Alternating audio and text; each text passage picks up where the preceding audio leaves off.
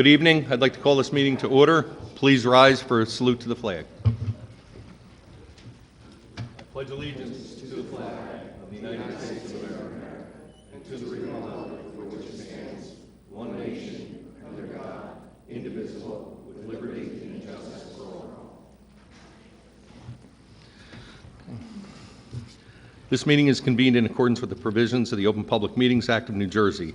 Let the official minutes reflect that adequate notice of this meeting has been provided by publishing a notice in the Asbury Park Press on Friday, January 8th, 2021, the Press of Atlantic City and the Star Ledger, and also forwarded to the Toms River Times, Toms River Patch, and WOVM News on Wednesday, January 6th, 2021, and thereafter posting same on the Town Hall Bulletin Board for such notices and filing same with the Township Clerk pursuant to a resolution adopted by the Township Council on Tuesday, January 5th, 2021. The meeting dates have also been posted on the Township webpage. Roll call, please. Councilwoman Urick. Here. Councilman Kopp. Here. Councilman Lotano. Here. Councilman Roderick. Here. Councilman Turnbach. Here. Council Vice President Maruka. I move for an excused absence for Councilwoman Maruka. Second. All in favor? Aye. Council President Gagan. Here. First item on the agenda is we have the minutes from July 13th, 2021 regular meeting. Move the minutes. Second. Motion was made by Councilman Turnbach, seconded by Councilwoman Urick. Councilman Turnbach. Yes. Councilwoman Urick. Yes. Councilman Kopp. Yes. Councilman Lotano. Yes. Councilman Roderick. Yes. Council Vice President Maruka is absent. Council President Gagan. Yes. Tonight, for our honoring resolutions and presentations, we have the retirement of Donna Seaver from our municipal court, the retirement of Bernie Mackel from our zoning department, and we will be just touching upon Phil Brilliant for 10 years as president of Congregation B'nai Israel, Normandy Beach Yacht Club's 75th anniversary, and Toms River Yacht Club's 150th anniversary, and the dedication of Siebert Sailing Center. Move the honoring resolutions and presentations. Second. Motion was made by Councilman Turnbach, seconded by Councilwoman Urick. Councilman Turnbach. Yes. Councilwoman Urick. Yes. Councilman Kopp. Yes. Councilman Lotano. Yes. Councilman Roderick. Yes. Council Vice President Maruka is absent, and Council President Gagan. Yes. Okay. Council, if you will.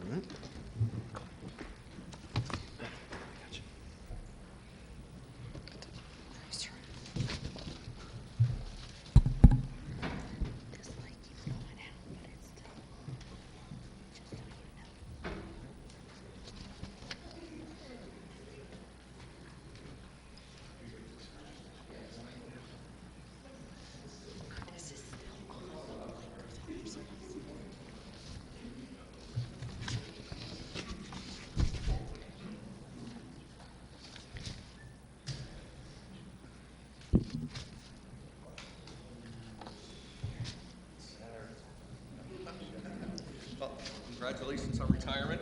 Many years ago, working midnights with you. Served us well, and congratulations on making it this far. Thank you. Tonight, it's a special night. We're honoring about 70 years of service to the township here. 36 with Donna and 35 with Bernie. Bernie, you can't leave town now. Nobody knows where the zoning stuff is without you. And Donna's done a great job through the pandemic. As you all know, the jury and the trials have been virtual, so it's been a challenge. Both trying to manage that court system. She's done a wonderful job. And we have a clock, which when you retire, you don't need to tell time, but we've got a clock for you. We'll present that to you. You want to bring your family up and get a picture? You want to come on up? Yeah.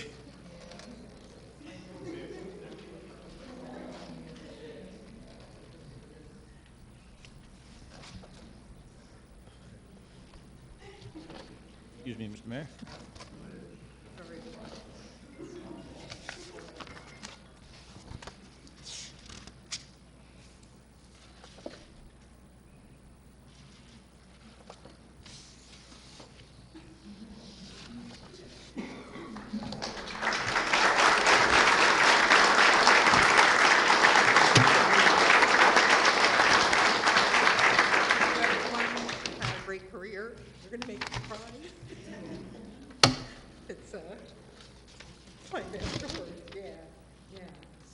It's been my privilege. Thank you, everybody.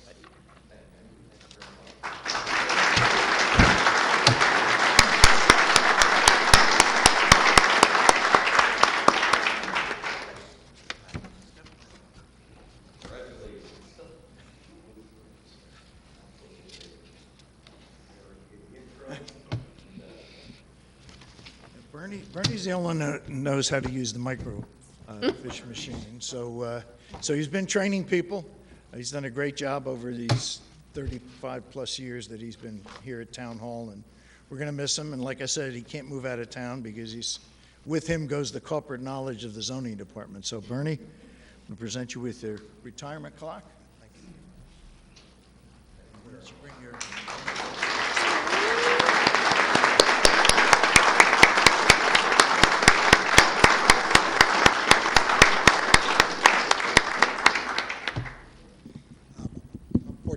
If I could, Mr. President, joined by my family today, my wife Liz, my daughter Shauna, Liam, my son, and also I've got a number of my sisters are here. My youngest brother Pierce is here. Reed, Mary, we all grew up here, just a couple blocks away, and they came with their brother-in-laws, but that have come some distance. But anyway. It's really been a pleasure for me to, to be a part of this community. I think we're all lucky to live here, but for me, I found exceptionally fortunate because I got to work here. I grew up, like I said, a couple blocks away. We went to the local schools. The kids went through the school system. We're all should consider ourselves fortunate for being with, sharing in the lifestyle of a great community. If I could, if you'll allow me, Mr. President, for a minute, I realized coming in this room some time ago that I've been here for far too long. The people that hired me are all the way, they start with the man all the way at the end of the room. They're jumping. As a matter of fact, it starts here with Tom, God rest his soul, Tom Rankin. And as a kid, if I could, again, as a kid, I was part of forced child labor, stuffing envelopes for that woman who was the only mayor. So that gives you an idea just how long I've been here. But anyway, this really makes, I'd like to say for Donna, she reminds me of all that means to work with the people here, because the people in these departments, they really work together, and it's people like Donna and the others, all the people that work here work as a team, and they all make a difference. So I want to say thank you again, and thank you for your time, and thank you, honey, for coming.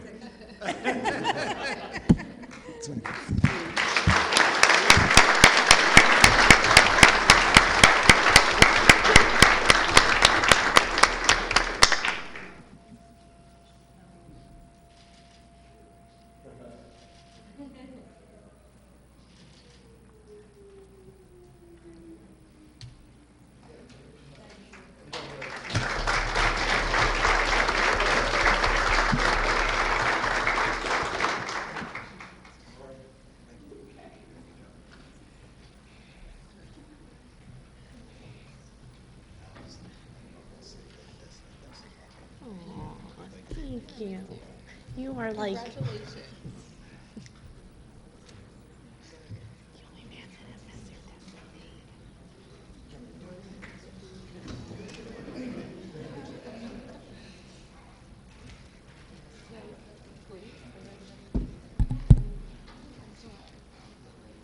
Yes.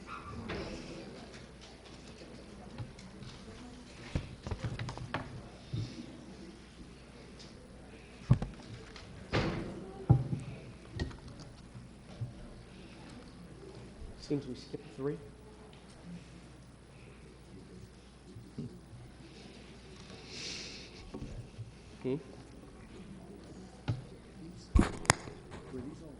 They were previously given as. C, D, and E? Correct, yes. CD and E were previously given out, but we wanted to give them mention at the meeting. Thank you.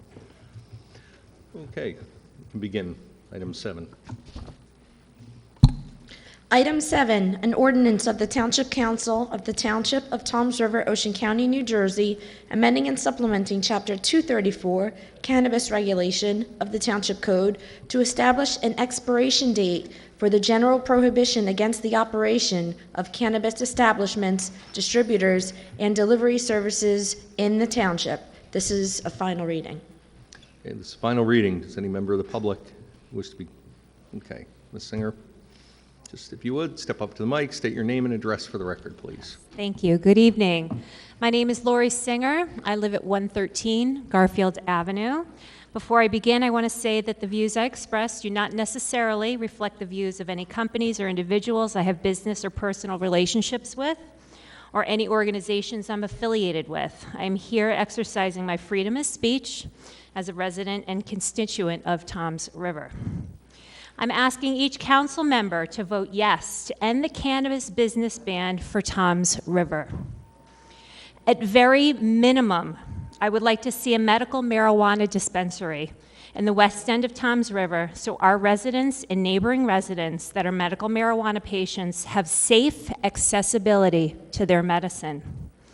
That is what we all want, safe accessibility. This shouldn't be a political issue.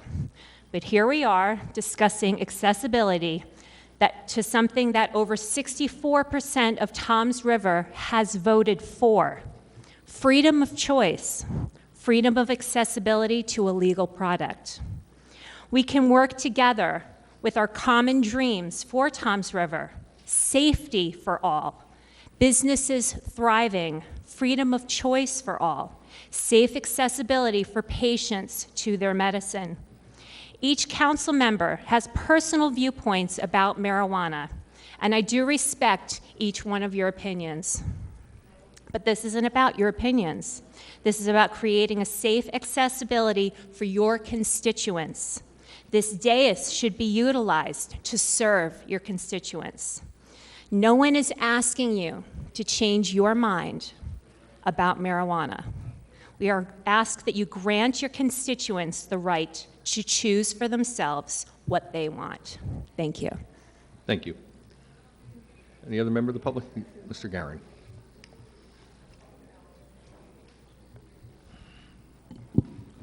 Ken Gaughran, G-A-U-G-H-R-A-N, 1204 Fellowship Court in Toms River. I do support this ordinance that would set the expiration date for the ban. Wow, I can't talk. That would end the ban in, I think December was what it was talked about. One of the things I did want to bring up was, it's been discussed here a little bit, it's been discussed in other municipalities a little bit. What did Toms River voters vote for? What did voters of the state vote for? And if you go on to the Ocean County Clerk's website, they have a cool little tool where you can see the ballots going all the way back to 1980, the sample ballots. And this was the question presented for legalizing marijuana. The regular form was, do you approve amending the Constitution to legalize a controlled form of marijuana called cannabis? Only adults at least 21 years of age could use cannabis. The state commission created to oversee the state's medical cannabis program would also oversee the new personal use cannabis market. Cannabis products would be subject to the state sales tax. If authorized by the legislature, a municipality may pass a local ordinance to charge a local tax on cannabis products. Now, I know there's been some talk. Did people know what they were voting for? Did they know they were voting for dispensaries? Right there, it does say you're voting for a marketplace and that your town may tax it. And then we have the interpretive statement, which says this amendment would legalize a controlled form of marijuana called cannabis. Same thing, only persons at least 21 years of age could use cannabis products legally. The Cannabis Regulatory Commission would oversee the new adult cannabis market. The commission was created in 2019 to oversee the state's medical cannabis program. And the scope of the commission's new authority would be detailed in laws enacted by the legislature, which we have. And all retail sales of cannabis products in the new adult cannabis market would be subject to the state's sales tax. If authorized by the legislature, a municipality may pass a local ordinance to charge a local tax on cannabis products. To me, that does sound like you're voting on opening a store in your neighborhood, in your town. And with us right now, just today, they reported that Lakehurst, they're going ahead. They're opening dispensaries in Lakehurst too, which, not going to lie, it shocked me a little bit. But they're looking at the Burger King. So now we have a town right to the south of us with South Toms River. We have one right to the west of us with Lakehurst. In Monmouth County, they're starting to go on the move. So our time to get into this is closing. And I do support passing this ordinance to set the sunset law. So thank you. Thank you. Ma'am, you had your hand up in the third row in the back. Yes. If you would just state your name and address for the record, I've never been please. here before. My name is Christy Pashon, and I live at 1035 Crystal Drive in Toms River. So I just stand before you as a patient of medical marijuana, and I can stand here today because of medical marijuana. So I'm a heavy advocate for it. If it was legal back in the day, it would have changed my whole way of living. I can now raise my daughter. I can play with her. I can walk with her. I can do all kinds of things with her because of medical marijuana. So, I mean, I know that the stigma is still there, that it's a gateway drug, but it's actually an exit drug. And for my disease, I have juvenile rheumatoid arthritis, which has really given me my life back. So I'm just standing before you as a patient that obviously I would like a medical dispensary in our town, considering 2/3 of us want it. So if not recreational, definitely medical. So that's it. Thank you. Thank you. In the back, ma'am?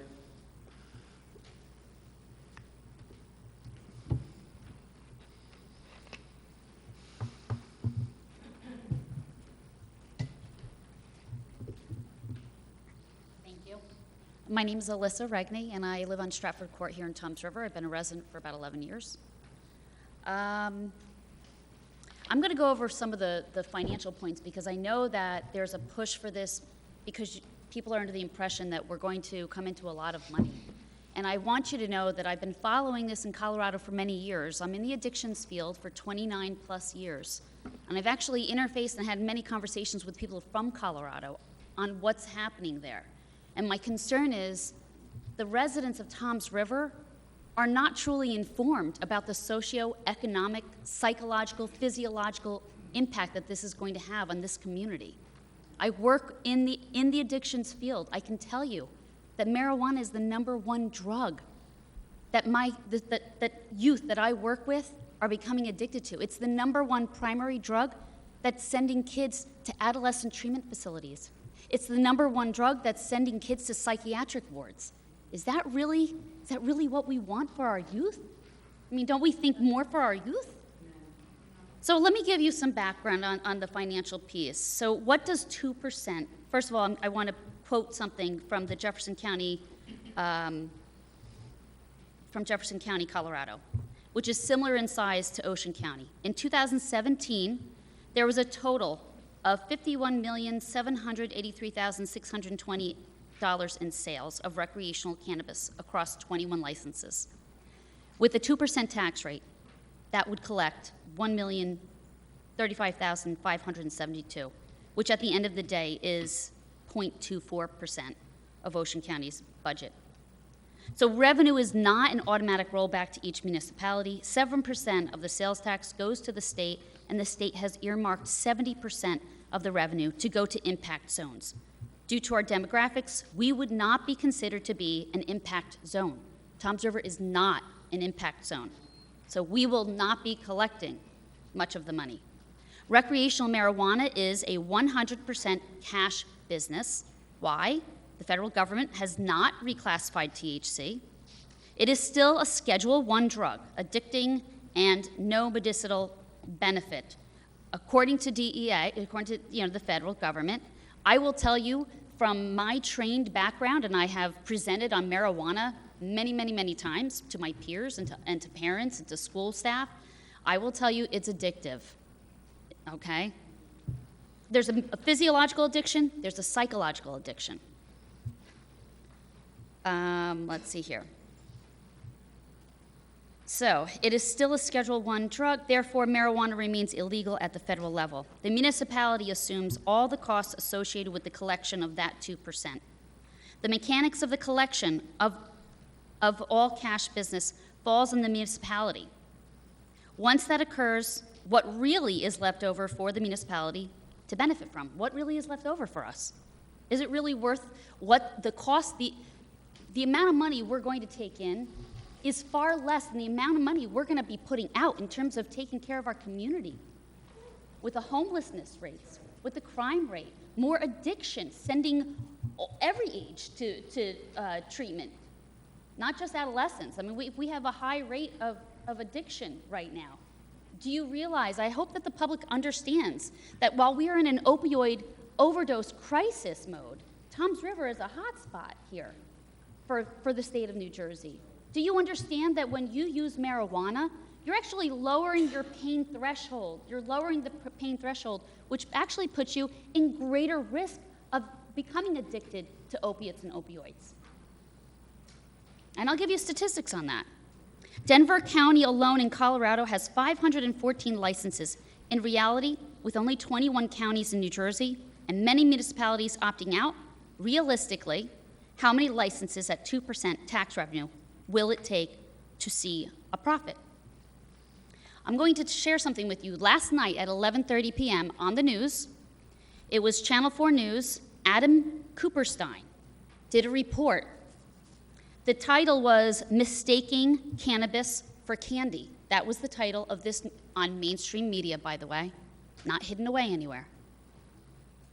So, what we discovered on this news report, that in 2008, this isn't based in New York, okay? So New York does not, they're not legalized yet for recreational marijuana.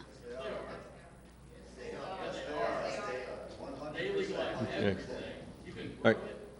All right. She has the floor. Go ahead. Okay, ma'am. so I'm thinking, so this is what they were reporting out on. So in 2018, just go with the statistics. In 2018, they had 6 poison by edible reports for children under 18. In 2019, it went to 32. In 2020, it went to 127. So in 2018 to 2020, it went from 6 kids to 127 people, 127 children. Just think about that. I can tell you stories that parents have shared with me of their own children by accident, not realizing that a brownie had marijuana in it. And they ended up with psychosis in the emergency room. Children were showing up in the ERs with 150 to 200 milligrams of THC, along with seizures, having seizures. By the way, an adult dosage to get an adult high is anywhere, it's between 5 to 10 milligrams. Children were showing up in the ERs. It's just, I want you to visualize this for Toms River, because remember, your vote is going to have an impact on our families and our children. That means parents are going to be showing up at your meetings and sharing the truth. So what do you want on your conscience? I don't mean to be disrespectful. I don't mean to talk down to you. But I've been in the addictions field for 30 years.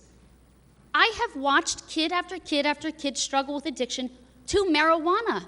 That's consistently been the drug of choice. Yes, you have alcohol and other drugs mixed in there, yes. But marijuana is the drug of choice, unfortunately, for our children. Making it more well, first of all, the fact that we're legalizing makes it more acceptable to kids using. It's all about perception for our youth. So now that we've legalized, now the kids say, oh, see that? No problem at all. Now they use 5 times more than what they were using before. But not only are we legalizing it, it's not like, I want to tell you that Colorado residents, they're saying, wait a minute, this is not what we voted for. We thought that it was going to be like, people can, if they want to go smoke in their house and that's it, and grow their own little stash in their yard, that's it. That's what Colorado residents thought they were getting. I can tell you that's what they thought, because I've spoken to many of them over the years, okay? My concern is transparency. I don't think the state of New Jersey has been transparent enough as to what is going on in other states that have truly been the guinea pig, the test, the experiment. So I think we all in this room who are taking a vote on something, you really do need to do your due diligence and do your research. I'm more than happy to come and meet with you. I'll come and do a presentation for all of you. okay? I want to let you know, hold on. I want to give you a few more, some more facts because unfortunately, I do feel like this has not been a transparent process at all, and I think it's bamboozling our residents here in Toms River when you're not giving all the factual information of both sides to the public. So, here's a source for you, and by the way, I use evidence-based, nationally known sources for my data. I don't use an article out of a magazine who decides to just make stuff up, okay? The resources I use, I can back it up, all right? So, State of New Jersey, Department of Education, Commissioner's Annual Report, Student Safety and Discipline in New Jersey, Public Schools, 2019 and 2018. Well, actually, that's, but it's not. So in 2016, incidents of substance abuse, marijuana was 2,270. Alcohol was just 468. So compare, I told you earlier, marijuana is the #1 drug of choice for our adolescents. That data on that point just right there speaks volumes. Okay, from 2016 all the way, let's speed up to 2018-19. It jumps. So in 2016, it was 2,270. In 2018-19 school year, it doubled, 4,189. It doubled. Do you think that had anything to do with the legalization in neighboring states, for example, in 100%. New England? Yes, 100%. And I will tell you that as soon as Colorado legalized, that was at the point where all of a sudden we saw a huge jump here in New Jersey among our youth. So it doesn't even have to be New Jersey. It was a state on the other side of the country. And we in New Jersey saw an increase, a dramatic increase of student use. Is that what we want for our youth? Because I'm going to tell you, it's going to have far more of a financial impact than the money you're going to bring in for this community. And by the way, Toms River is the county seat. What's the county seat going to look like for the rest of the county?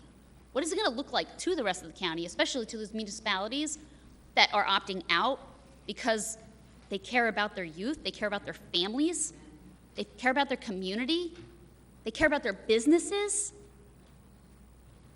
They're going to be laughing at us. Just keep that in mind. Okay. Let's see here. Also, I want you to know. So you do realize that the potency of marijuana has changed. 1960s, marijuana potency was only 2%. Now, and that was leaf form, right? We didn't have the vape form back then. Now, your marijuana plant can have anywhere between 40 and higher % of THC in it.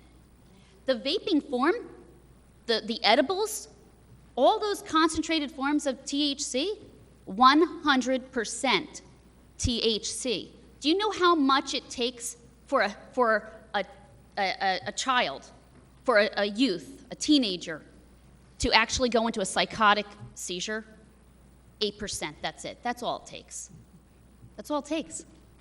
Do you know how many kids I've had to watch over the years go into psychiatric facilities because of the marijuana, because they developed schizophrenia? Dr. Aaron Levine, he's a neuroscientist. He studied the brain. He studied the adolescent brain. And what he found out, and this is all documented, I can send you the videos. I would love for you to watch the videos, because I teach this. So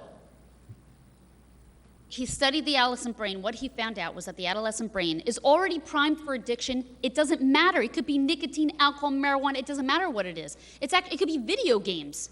It could be just looking at your phone. It's primed for addiction. That's why we have kids having meltdowns when parents take their phones away, right? That's why. Because they work out of the amygdala. Their brain development is nowhere near formed. We all are using our prefrontal cortex. Adolescents don't have a prefrontal cortex that's completed. It doesn't complete developing until they're in their mid-20s.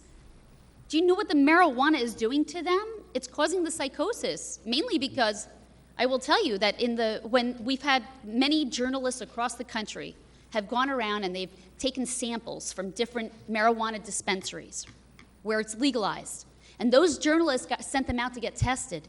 Do you know what they found out? There was 0 CBD in every one of those samples. How is that possible? 0 CBD. Do you know what CBD is, what the purpose of that? Like, it's amazing. I mean, CBD is good in its purity. It can be good for people, for sure. CBD helps your body from becoming addicted. It helps your body from becoming so high that you develop psychosis, so high that you become, you put yourself in a catatonic state. CBD helps us to not develop mental health problems, but the potency is off the chart with the THC, and they've bred. When you talk to, I communicate with Dr. Stephen Laviolette, who is with the Schulich School of Medicine in in Canada. He has studied the adolescent brain as well. And he studies marijuana and he studies CBD. So he's one of the top in the world to talk to, by the way. And I've co-presented with him. I want to tell you that what he said, he's made it very clear that having the industry, marijuana industry, they've bred the CBD right out of the marijuana plant, let alone the vaping is a totally different ballgame. But the plant itself, it's bred out. And he said that's why we have so many people who are developing psychosis with underage, with adolescents, because their brains are not developed until they're in their mid-20s.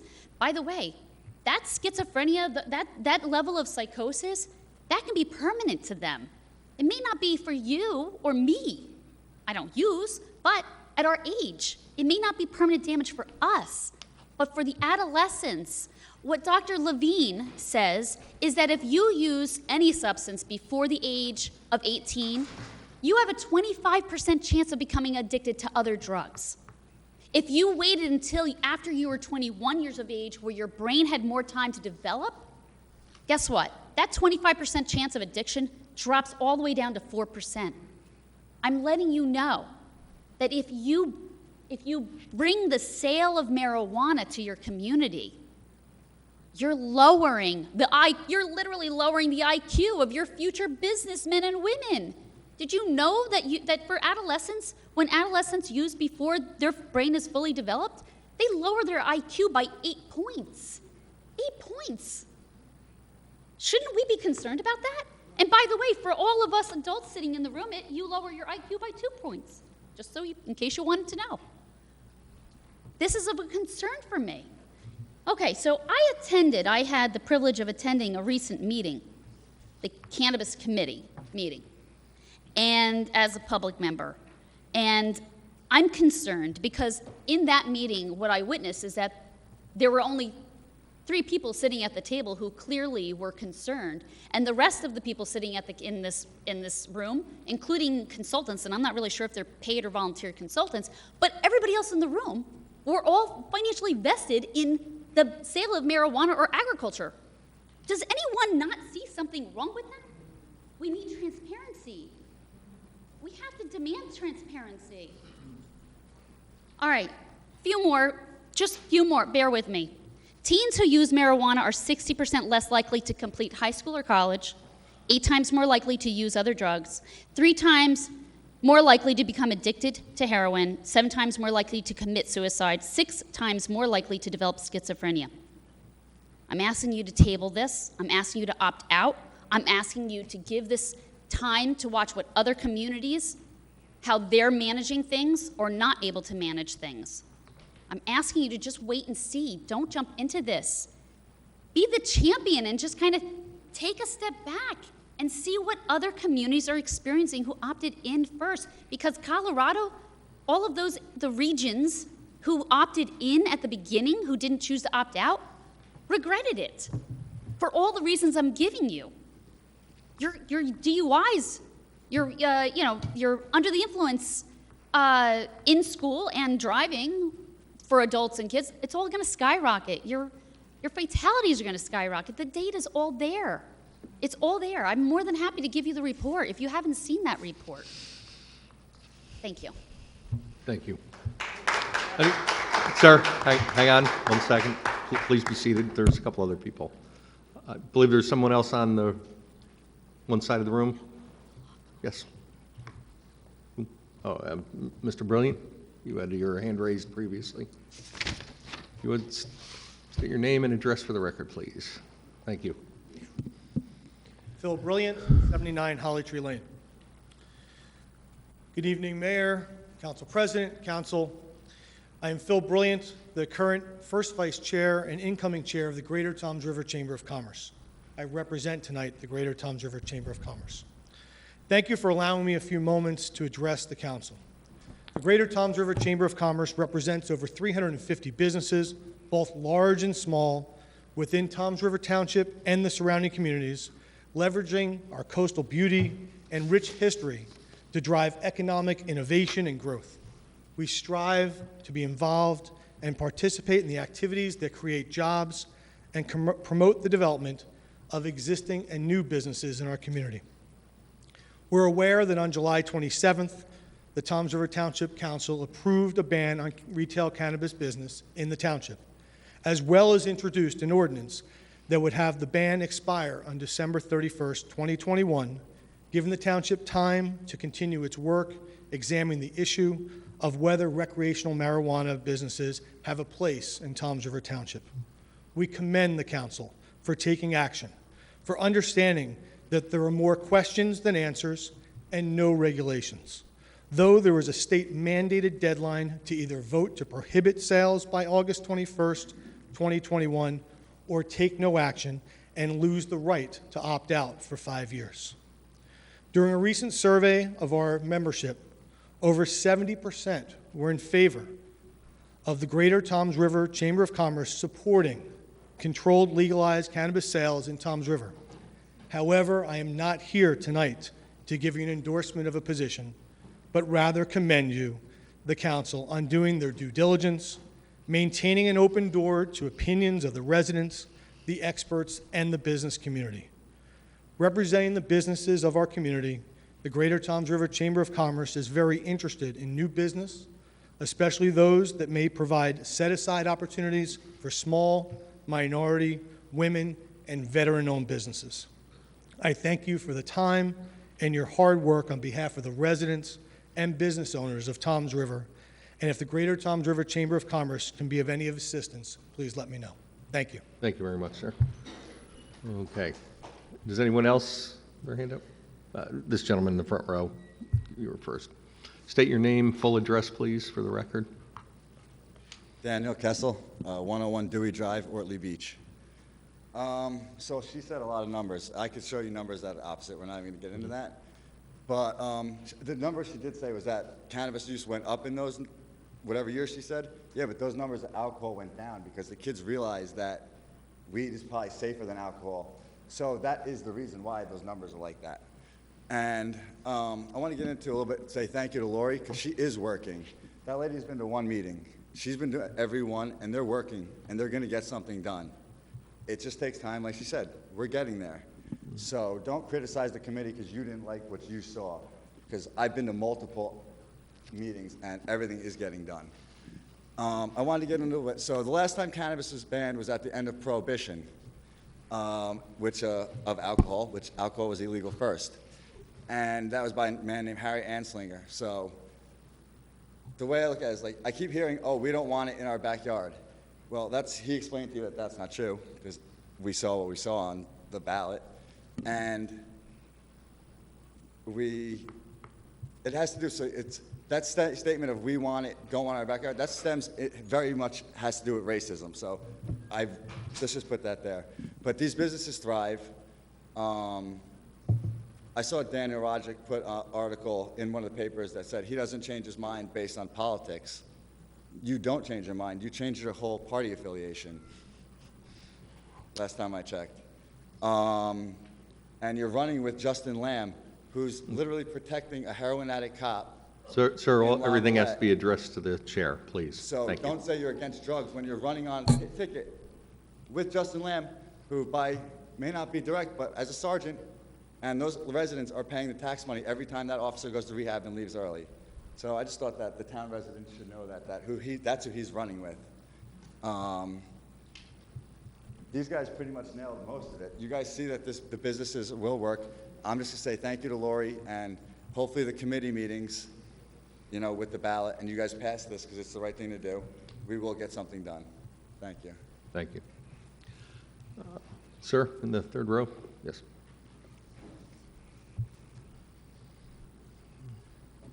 If you would state your name and address for the record, Thank you, please. Mr. Chairman. Rory Wells.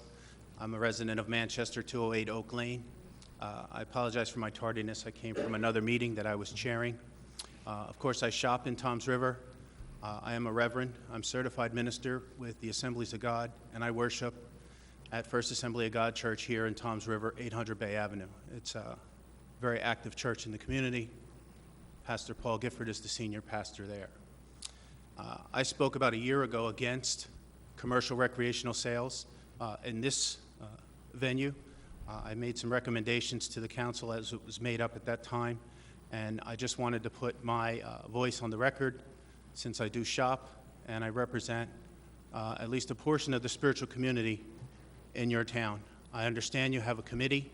I don't know if you have ministers or clergy represented on that committee representing the spiritual health and well-being of your community. So I felt it was important to come and put my position on the record. I know you have access to a lot of information, both for and against, and I don't want to conflate the issue because we're not talking about medical marijuana and we're not talking about decriminalization. We're talking about commercial recreational sales in your community. I don't think I recognize the item on the agenda here is to sunset and to whether to continue. My recommendation to the council would be to vote no today against commercial recreational sales in Toms River. You will not be able to dip your toe in the water with this. This is either all in or all out. And by making this vote, should you choose to allow these commercial establishments in your community, essentially what you are doing is saying we want more drugs in our community, not less. That is a fact. Sure, there's an underground market. Sure, somebody in your community could travel to another community and purchase marijuana when it's available. But this is a legacy vote. And when I say a legacy vote, it means no matter how long you serve in your political career, 2, 3, 5, 10 years, this is something that will affect and live on long past your tenure. It will affect the character and quality of life of your residents. So I'm here to just encourage you. One, depending on where you were to allow these establishments, should you vote in favor of them, that may obviously butt up against my town in Manchester. We obviously have a lot of seniors in our community. We care about the roads and the safety on the traffic, and we care about the casual use of this drug. But primarily, as I'm using my authority here today, as a member of First Assembly of God Church at 800 Bay Avenue here in Toms River. So I won't give you facts because I know you can find them if you want them. I just want it to be clear that when you vote, you are voting to either bring more drugs into your community or not. And just be aware that it's a legacy vote. It is a legacy vote that will carry. And the character and community that you will give to your children and grandchildren will be affected by that vote. So with that, I won't drag on. I know you're going to have a long meeting tonight, but I appreciate the time, Mr. Chairman, that you've given me. Thank you. Thank you very much. Does anybody else wish to be heard on this ordinance? All right. Okay, seeing none, I'll take a motion to close. Council President? Council President? Yes, sir. Before we even take a vote, would it be okay if our township attorney explains what this vote is for tonight? Because I'm listening to every one of the residents, and I'm not sure that all of the people that have come up understand what the council is voting on tonight, because a lot of the people are coming up saying we're going to vote tonight to legalize the sale of recreational marijuana in this community, and that's not what this ordinance is, and I think it's important for the public to be educated on what we're voting on tonight so that they understand we are, in fact, doing our due diligence. Absolutely. Mr. Merlino. Yeah, the ordinance that is on the agenda tonight does not legalize recreational sales or manufacture or delivery, and it does not adopt any specific policy. What it is a companion or sort of like an addendum to the previous ordinance adopted, which banned it. This ordinance, if adopted tonight, would impose a sunset date of December 31st of this year. That would give the council the rest of the balance of this year to decide on a specific policy. Thank you very much. Thank you. Okay. All right. We'll move to close the public comments portion of the ordinance. Second. All in favor? Aye. Aye. Aye. Move the ordinance on final. Second. A motion was made by Councilwoman Yorick, seconded by Councilman Turnbach. Councilwoman Yorick. So last meeting, we voted to opt out of the New Jersey state law because we were under a deadline of August 22nd, and we did not feel that that would allow us enough time to do our due diligence. We were given a choice to either put an expiration date on that particular ordinance, or we would have had to modify it. It gets complicated legally. Or the simple way was to introduce a companion ordinance, which had to go through a first and second reading with that other ordinance, to establish an expiration date on that opt-out so that we would have sufficient time to examine the issue. Now, it's true that we can change the ordinance at any time. We can change any ordinance at any time, as long as it doesn't conflict with other laws. But that's not the point. The point of this is to put an expiration date on the ban or opt-out that we passed at the last meeting so that it speaks to the committee that is working very hard and the public that we are doing our due diligence, that we are taking this matter seriously, that we are taking the issue of safety and what the voters asked for. And we're looking at it from many sides. Legalization is very clear. It's not for those under 21, just like alcohol is not for those under 21.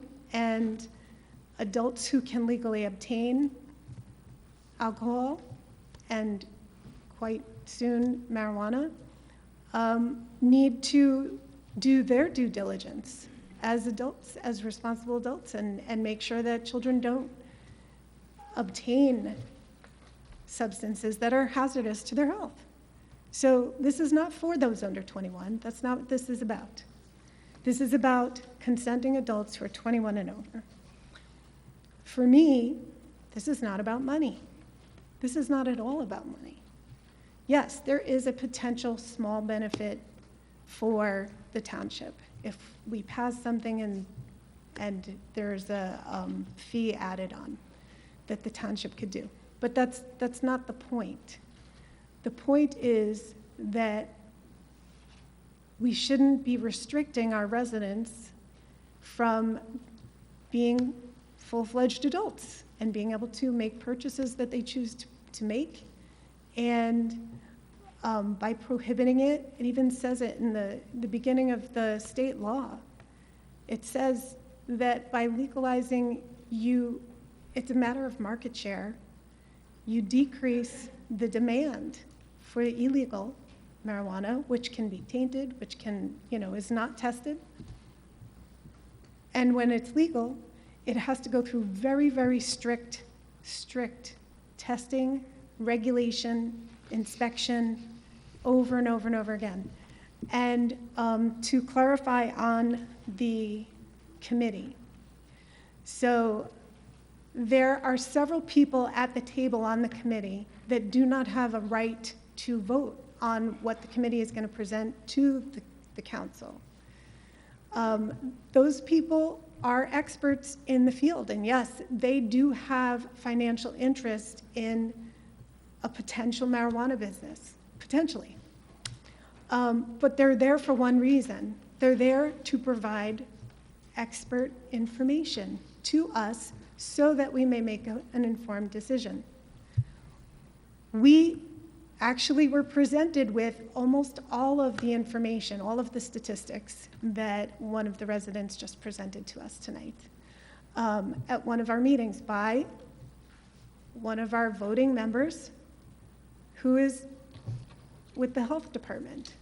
We intentionally got people from the health department, from the Toms River Police Department, from the school district, and our township planner. So those people don't have, oh, and a financial consultant. So, and a business consultant who also deals with other substances that are highly regulated. Because we need to know how we can safely construct something that might be acceptable to the council and to the people of Toms River. So they're not paid. Every single person on the committee is volunteer. And it's an extra committee for me. I'm volunteering as well. So there's no money involved.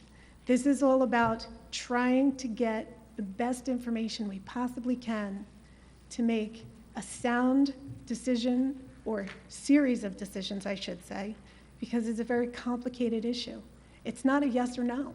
There are a lot of nuances to this. And so we have to take our time and be very careful. But the council has to demonstrate to the public that we didn't just pass a ban and now we're just going to duck our heads and just not face a difficult issue. No, we have to commit that this ban will expire in December, so that we have to accept whatever recommendations the committee is going to make by the first week of September, and then we have to take some action, have to take action.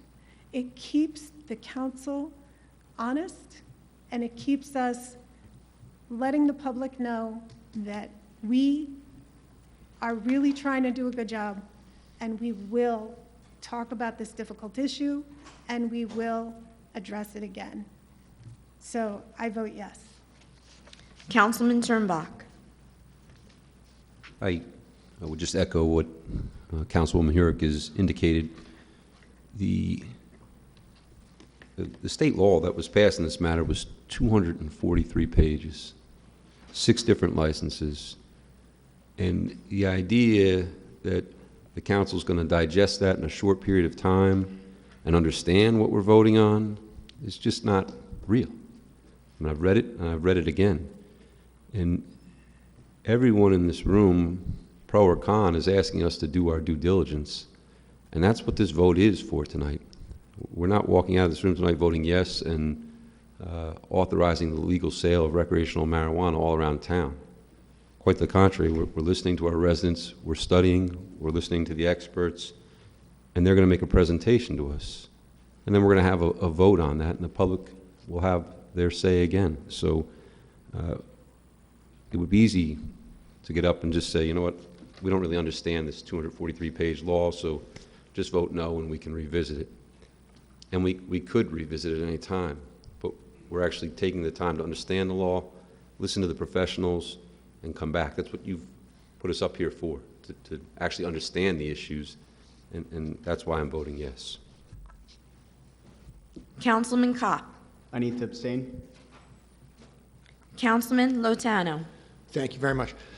So a few weeks back, we decided to form a cannabis committee to get the ideas from the residents, to see how the residents stand. We had members of law enforcement, the health department, the school system, and we all agreed to give them a chance to put together an idea, and we would vote on it.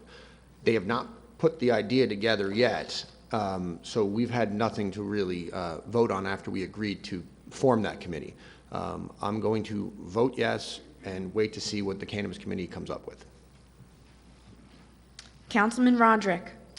Only 2 out of 33 municipalities in Ocean County have legalized or have failed to ban recreational sales of marijuana. This council just did so, and now we're passing an expiration date that's completely unnecessary. The council could at any time readdress this should the council see fit. So I see this as just a backdoor way of allowing legalized recreational sales after the November election. Frankly, the cost of public safety will never, the revenue brought in will never exceed the cost of public safety. If you think about one accident as a result of somebody driving under the influence, someone injures their back or something along those lines, that's $500,000 right there. You would need $100 million in sales just to have $2 million for the township. And that would represent a very, very small fraction of our school budget, 1% only. And then there are all the health issues that residents have raised. I don't support recreational sales in Toms River. I don't believe the people of Toms River support recreational sales. I vote no. Council President Gagan. Again, this shows that we are continuing to work with our constituents, pro and con, and it's a very passionate subject, as you can tell. We've received phone calls, emails, whatnot. Again, this shows that we're just moving ahead, hearing both sides, and once a decision is made, a suggestion that comes to the council, then we will actually vote, on legalizing it, not legalizing it, part of it, all of it, whatever is presented. So I vote yes. Moving on to number 8, ordinance of the Township Council of the Township of Toms River, Ocean County, New Jersey, amending and supplementing Chapter 147, Salary and Compensation, of the Township Code to establish the compensation of certain township employees. This is a final reading. Does any member of the public have any questions on this ordinance? It's on final read. Seeing none, I'll take a motion to close public comment. Seeing none, I move to close the public comments portion of this ordinance. Second. Move the ordinance on final. Second. Motion made by Councilwoman Yurick, seconded by Councilman Kopp. Nope. Councilwoman Yurick. Lowtown. Councilwoman Yurick. Yes. Councilman Lotano. Yes. Councilman Kopp. Yes. Councilman Roderick. There are a number of salary increases here that are well-deserved, and then there are a number that are not. Traditionally, these were separate, and we voted on these as separate ordinances, and they're all thrown together here. They weren't available for the public to see. I'm not going to vote no here because, again, there are some folks that deserve a raise, but there are some folks who definitely do not, so I'm going to abstain.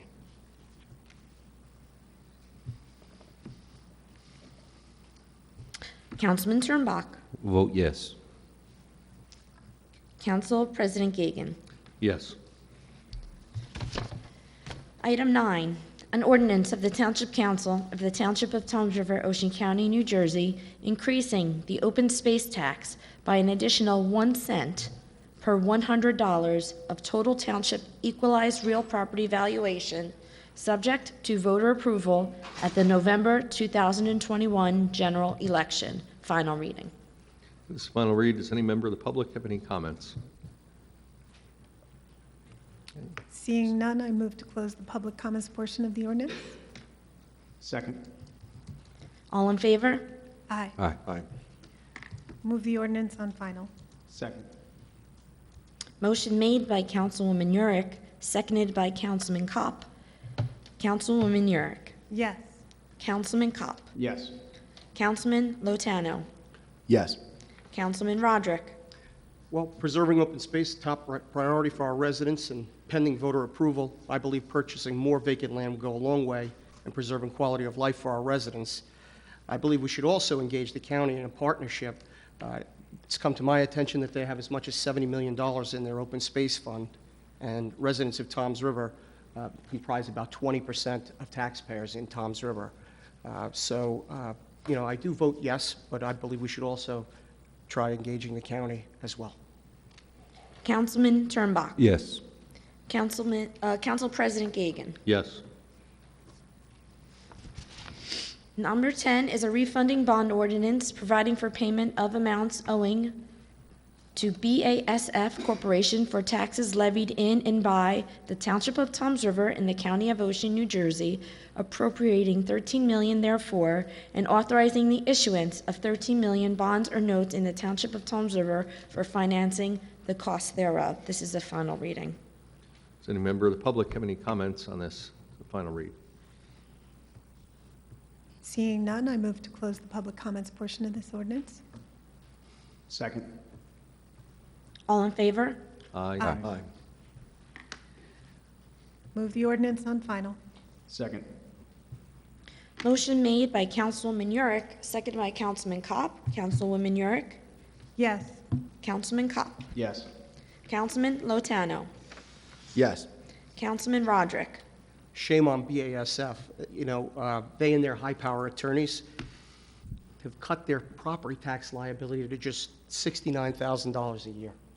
I pay $11,000 on my home, and the BASF property, the SEBA property, it's the size of the city of Hoboken. And now Toms River is going to have to pay BASF $20 million in back taxes. And I don't understand how something like that happens, particularly given what Sibagagi did to this community and the damage it caused. So I'm going to vote no.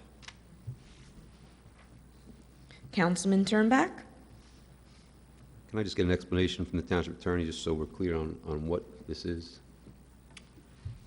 Yes, this bond ordinance will go to fund the judgment issued by the tax court against the township in a series of tax appeals that date back long before any of us were here, back to 2004. We litigated the case in the tax court. We lost. We appealed to the appellate division. We lost. We petitioned the state Supreme Court for review. They rejected the appeal. So as distasteful as this is, we are under a court order to pay this amount. And if we don't bond, Oh, sorry, go ahead. if we don't bond for this, how would the township pay for this? Bonding is the only way to pay for it. The judgment is just too steep. Just a quick question. Who managed the most recent appeal? Who? Who handled Council the most President, I recent- believe it's my vote right now. and Oh, it I- is your vote. Go ahead. Yeah, yeah. You already It's- cast your vote, Councilman Roderick. Right. So I'm going to vote yes, so that the township can afford to pay this. Council President Gagan. Yes. Item 11, a bond ordinance providing for various capital improvements and the acquisition of various capital equipment appropriating $10,097,163 therefore, and authorizing the issuance of $9,592,305 bonds and notes to finance a portion of the cost thereof, authorized in and by the Township of Toms River in the County of Ocean, New Jersey. First reading. Move the ordinance on first. Second. Motion made by Councilwoman Yurick, second by Councilman Kopp. Councilwoman Yurick. Yes. Councilman Kopp. Yes. Councilman Lotano. Yes. Councilman Roderick. Just going back, perhaps if we hired attorneys not based on who's most politically connected, but based on who was most qualified, we wouldn't owe that kind of money. Just to reiterate what I was talking about before, I know it was Mr. Turnbuck's turn. I vote Just to yes on respond to that, I vote yes. Oh, I'm sorry. Go I ahead. was just going to answer that. We've been represented by outside counsel in that case, the same attorneys, back since 2004. I understand. On number 11, I vote yes. Councilman Turnbuck. Yes. Council President Gagan. Yes. Item 12, an ordinance reappropriating $985,532.25 for the proceeds of obligations not needed for their original purposes in order to provide for a capital improvement in and by the Township of Toms River in the County of Ocean, New Jersey. First reading. Move the ordinance on first. Second? I'm sorry, Council President, was that Councilman Lotano? Yes. Motion was made by Councilwoman Yurick, second by Councilman Lotano. Councilwoman Yurick. Yes. Councilman Lotano. Yes. Councilman Kopp. Yes. Councilman Roderick. Yes. Councilman Turnbuck. Yes. Council President Gagan. Yes. Number 13, an ordinance reappropriating $1,396,007.38 of the proceeds of obligations not needed for their original purposes in order to provide for a capital improvement in and by the Township of Toms River in the County of Ocean, New Jersey. Another first reading. Move the ordinance. Second. Motion was made by Councilman Kopp, seconded by Councilwoman Yurick. Councilman Kopp. Yes. Councilwoman Yurick. Yes. Councilman Lotano. Yes. Councilman Roderick. Yes. Councilman Turnbuck. Yes. Council President Gagan. Yes. Number 14 is an ordinance of the Township Council of the Township of Toms River, Ocean County, New Jersey, authorizing an appropriation of $685,000 from the Open Space Trust Fund toward the acquisition by the State of New Jersey Department of Environmental Protection of the real property designated as Block 1022, Lots 2.03 and 2.04, Block 1026, Lots 27 through 30, in the Township of Toms River, and this is a first reading. Move the ordinance on first. Second. A motion was made by Councilwoman Yurick, seconded by Councilman Kopp. Councilwoman Yurick? Yes. Councilman Kopp? Yes. Councilman Lotano? Yes. Councilman Roderick? Yes. Councilman Turnbach? Yes. Council President Gagan. Yes.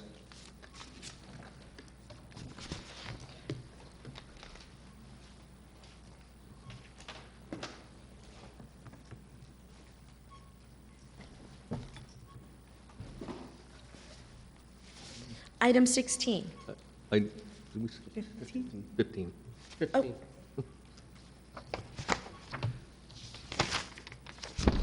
I'm sorry, typo. Item 15. A resolution of the Township Council of the Township of Toms River, Ocean County, New Jersey, urging the governor to sign into law Assembly Bill Number 5864 to allow police officers to review body-worn camera footage prior to creating an initial incident report. Move the resolution. Second. Motion was made by Councilman Turnbach, seconded by Councilwoman Yurick. Councilman Turnbach.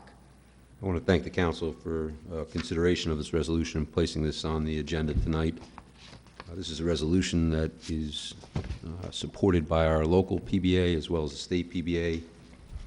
All officers in New Jersey are now mandated to wear body-worn cameras, and the municipalities are responsible for the payment of that. We did receive a grant at our last meeting. We approved the grant. The law, as it's currently formulated, doesn't allow the officers to review the body-worn camera prior to writing their initial reports, which makes absolutely no sense. The purpose of the cameras is protection of the officer and also to allow the public and to see what goes on. So why wouldn't we allow our officers to review that to make sure things are done right? These laws aren't passed to trap our police. They're designed to protect the public, and for that reason, I support this resolution. I'm going to urge Governor Murphy to sign the law, and the bill that's before him was overwhelmingly supported by both the Senate and the Assembly. Thank you. Councilwoman Yurick. I can only imagine that the opportunity to review the footage prior to preparing a report would benefit both the police and the public. I can't see any reason for not allowing the police to review the footage prior to preparing the report. It just makes absolutely no sense. So I vote yes. Councilman Kopp. Yes. Councilman Lotano. Yes. Councilman Roderick. Yes. Council President Gagan. Yes.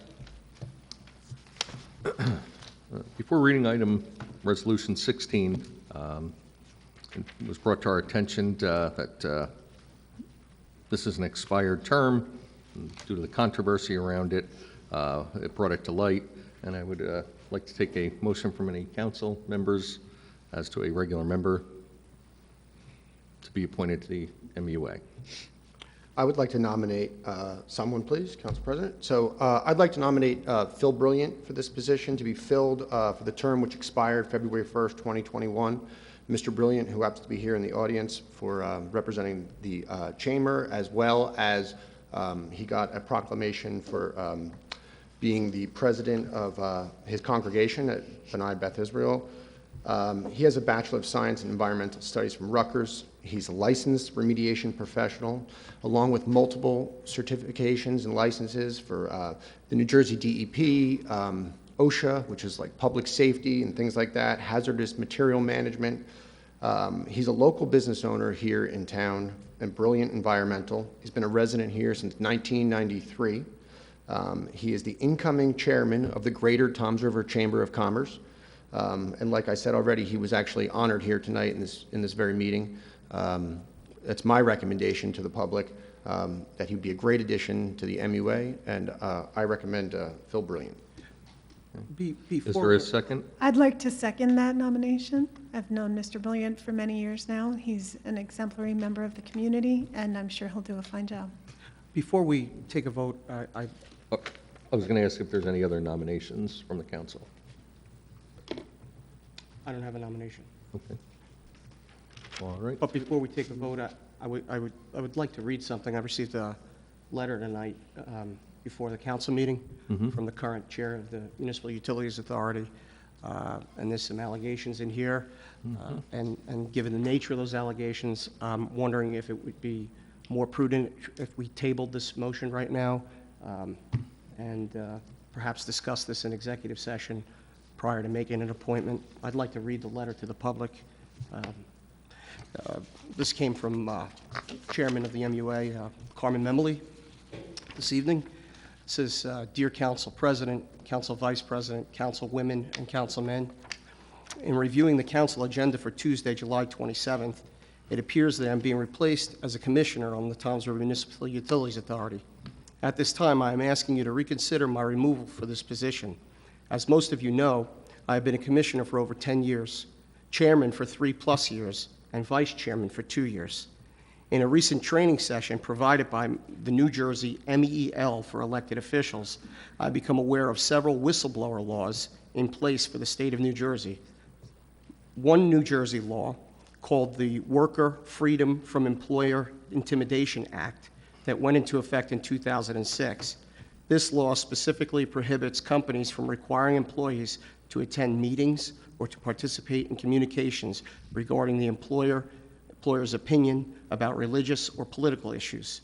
Another law, the Conscientious Employer Protection Act, protects employees from retaliation, such as being fired, demoted, passed up for a promotion, or harassed, and that is underlined, because they objected to something that they reasonably believe violated the law. So how may the whistleblower laws apply to me? Recently, I have had conversations with Council President Kevin Gagan, Council Vice President Maria Maruca, and Toms River Law Director Greg McGuckin regarding why I'm not being reappointed as a commissioner on the MUA. The tone of each conversation was that I needed to resign from membership of the Toms River Regular Republican Club, of which I have been a member for 20+ years, join the New Republicans for Toms River Club, and resign as treasurer for the Southern Ocean Conservative Republican PAC, aka SOCAR PAC. Mr. McGuckin even went as far as to say that they are rewarding the alternate MUA commissioner, Al Manforti, who happens to be the chairman of the board of the Republicans for the Toms River Club, by moving him up to my spot on the board. Mr. McGuckin also said that he got the council to hold open, that he got the council to hold open the soon-to-be vacated alternate position, and if I were to do all the actions listed above, I may be reconsidered for the alternate commissioner position at a later date. Also, by text messaging last week, I had conversed with the present Ocean County Republican Chairman, Frank Holman, who I have known for 33 years. He was also the auditor for the MUA, or rather of the MUA, for 35+ years. I asked him to support my reappointment, and he asked me if I was supporting the regular Republicans for Toms River candidates and if I had gone to any of their fundraising events. He then proceeded to say that I was a member of the old Republican Club and that the Southern Ocean Conservative Republican PAC was creating division within the party. Mr. Holman also requested that I make a $300 donation to the Citarelli for Governor campaign for an upcoming fundraiser.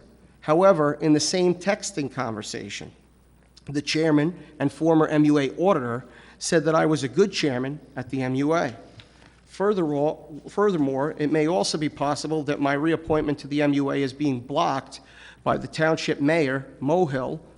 It is well known that the mayor is still complaining to this day about the fact that he was forced to file a lawsuit against myself, the finance chairman, and the CTRE, Kelleher, Hill, Kabeel, and Whitman for funds he felt he deserved for his 2019 campaign.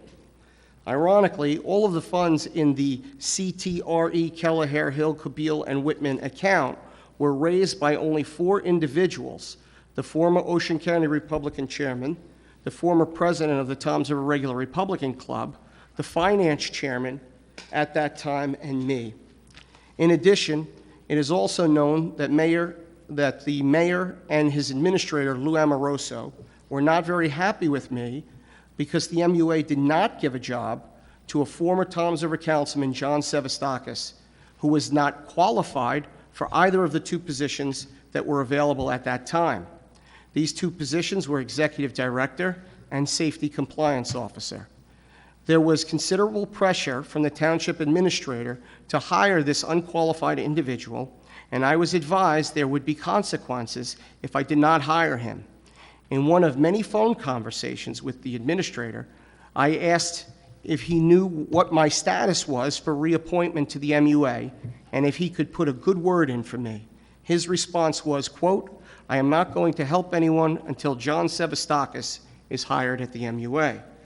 Finally, at a recent MUA meeting, the commissioners voted to move $750,000 from Lakeland Bank, earning 2% interest, to Manasquan Bank, which is paying 0.45% interest. With the township asking for almost $1 million each year, we need to fiscally manage every dime at the MUA. By moving the money, we also felt it was in the best interest of the MUA ratepayers. Now, there's more in here regarding allegations. Do you want to finish the letter so the public can hear the whole letter? You only have a paragraph to go. Sure. I'm getting a little tired. But anyway, You can make allegations with regard to senators. sure. 0.45% interest with the township asking for almost $1 million a year. We need to fiscally manage every dime at the MUA. By moving the money, we also felt that this was in the best interest of the MUA ratepayers of Toms River. As you know, Senator Bob Singer is a board member with Lakeland Bank. I was informed that Senator Singer was very upset that we moved the funds. Subsequently, my reappointment was discussed at a meeting where the participants were Senator Singer, Chairman Frank Holman, and some others. And when my name was mentioned about reappointment, Senator Singer stood up and said, "Absolutely not." He did not want me reappointed. For the record, I have never had any dealings with the senator in the past. So again, this is filled with a number of accusations and allegations. And at this time, I don't think it would be prudent to make the appointment, although Mr. Brilliant may be very qualified. I think that we should discuss this further. Perhaps an investigation is warranted. Okay, thank you. With no other motions from the council, I'll accept a motion to close nominations. Motion to close nominations? Second? And for this, I have to do a roll call vote. Motion to close nominations, moved by Councilman Latano, seconded by Councilwoman Urick. Councilman Latano? Yes. Councilwoman Urick? Yes. Councilman Kopp? Yes. Councilman Roderick? I'm going to abstain. Councilman Turnbach? Yes. Council President Gagan? Yes. Okay. Now the resolution 16. Yeah, we have to move the appointment through Right. resolution 16. We need a Resolution of appointment of Mr. Brilliant. Mr. Brilliant. Okay. I'd like to move the resolution of Mr. Brilliant that expired on February 1st, 2021. Okay. And I do have a second as Councilwoman York. Yes. Okay. Councilman Latano. I would just like to add something quickly. I know there was a lot of accusations there. I lost track at some point of maybe 6 or 7 people, including a senator. it started getting a little carried away. I myself spoke to Mr. Merlino. I wasn't named in there. I didn't have a conversation like that. There are some issues that were there, finance related, that I didn't want to bring up, and I want to leave it at that. So I vote yes for Mr. Brilliant. Thank you. Councilwoman Yorick. I vote yes. Councilman Kopp. So I believe Mr. Brilliant's going to do a great job. He's highly qualified. And that being said, I vote yes. Councilman Roderick. I'm going to abstain. Councilman Turnbach. I think we can learn some lessons from our Board of Education and what's happening here tonight. And at some point, the residents of Toms River don't want to get caught up in party politics, right? We want to do what's right for our town and not have all these issues coming up because of party politics. Now, I've had the pleasure of serving on this council for 4 years, and I've seen the efforts in this community of Mr. Phil Brilliant. And I'm probably on the opposite side of the aisle of Phil Brilliant, but I don't even know. Because, we've worked a lot. I've had the pleasure of attending B'nai Israel when he was the president. I saw how he conducted himself. I was here on this council when the community was addressing the anti-Semitism that was here, and I listened to Mr. Brilliant speak, and he spoke passionately about his community and that all members of this community are welcome. See what he does for the Chamber of Commerce, and our town will benefit from Phil Brilliant. He's an outstanding member of this community, and our town and our residents need to start demanding that boards and elected officials do what's right for the citizens and not what's right for party politics. And that's why I'm voting yes. Council President Gagan. I'm going to be abstaining on this vote. I just have an added comment. In addition to, the letter that Councilman Roderick wrote, I also had authored a letter based on the accusations and forwarded that letter to the Ocean County Prosecutor's Office for further investigation. And that's all I have. Thank you. Okay. Moving on to the consent agenda. Oh, no. Oh, I bet this- Moving on to the consent agenda. All items listed under item consent agenda will be enacted by one motion. In the form listed below, there will be no separate discussion of these items. If discussion is desired on any item, that item will be considered separately. Does any member of the council have any item they wish to be discussed or voted on separately? Does any member of the public have any item that they'd like to discuss separately? Yes, sir. Mr. Termolen, just the letter.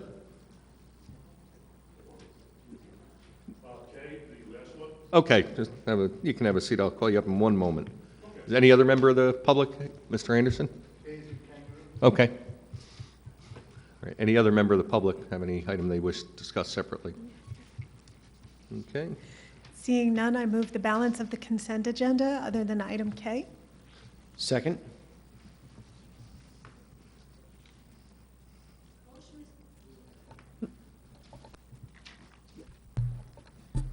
Motion made by Councilwoman Yurick, seconded by Councilman Latano, to move the balance of the consent agenda with the exception of item K. Councilwoman Yurick. Yes. Councilman Latano. Yes. Councilman Kopp. Yes. Councilman Roderick. Yes. Councilman Turnbach. Yes. Council President Gagan. Yes. Okay. Mr. Termolen, your question on...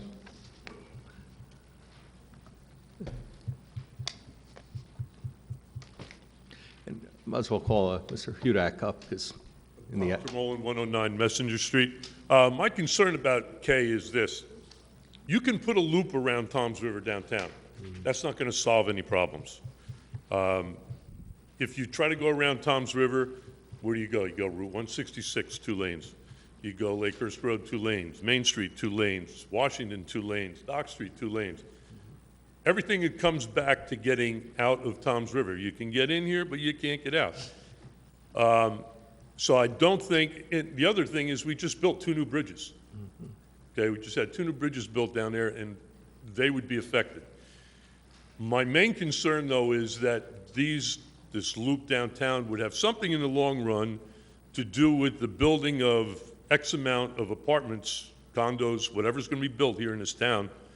And I think that issue affects a lot of us who live downtown here. A lot of us have been here. I was here 20-some years ago when they tried to cram 10 pounds of poop in a 5-pound bag on the condos downtown. They wanted to put 82 condos downtown. And we fought for 3.5 years because that's not what Toms River's about. All right? Most of us who've been here a while, and the new people that moved in, we came here to Toms River because we like the village of Toms River. Downtown is the Toms River Village. It's the town of Toms River. It's not the city of Toms River. We don't feel, most of us who live downtown here don't feel that we can handle what we have here now as far as traffic flow.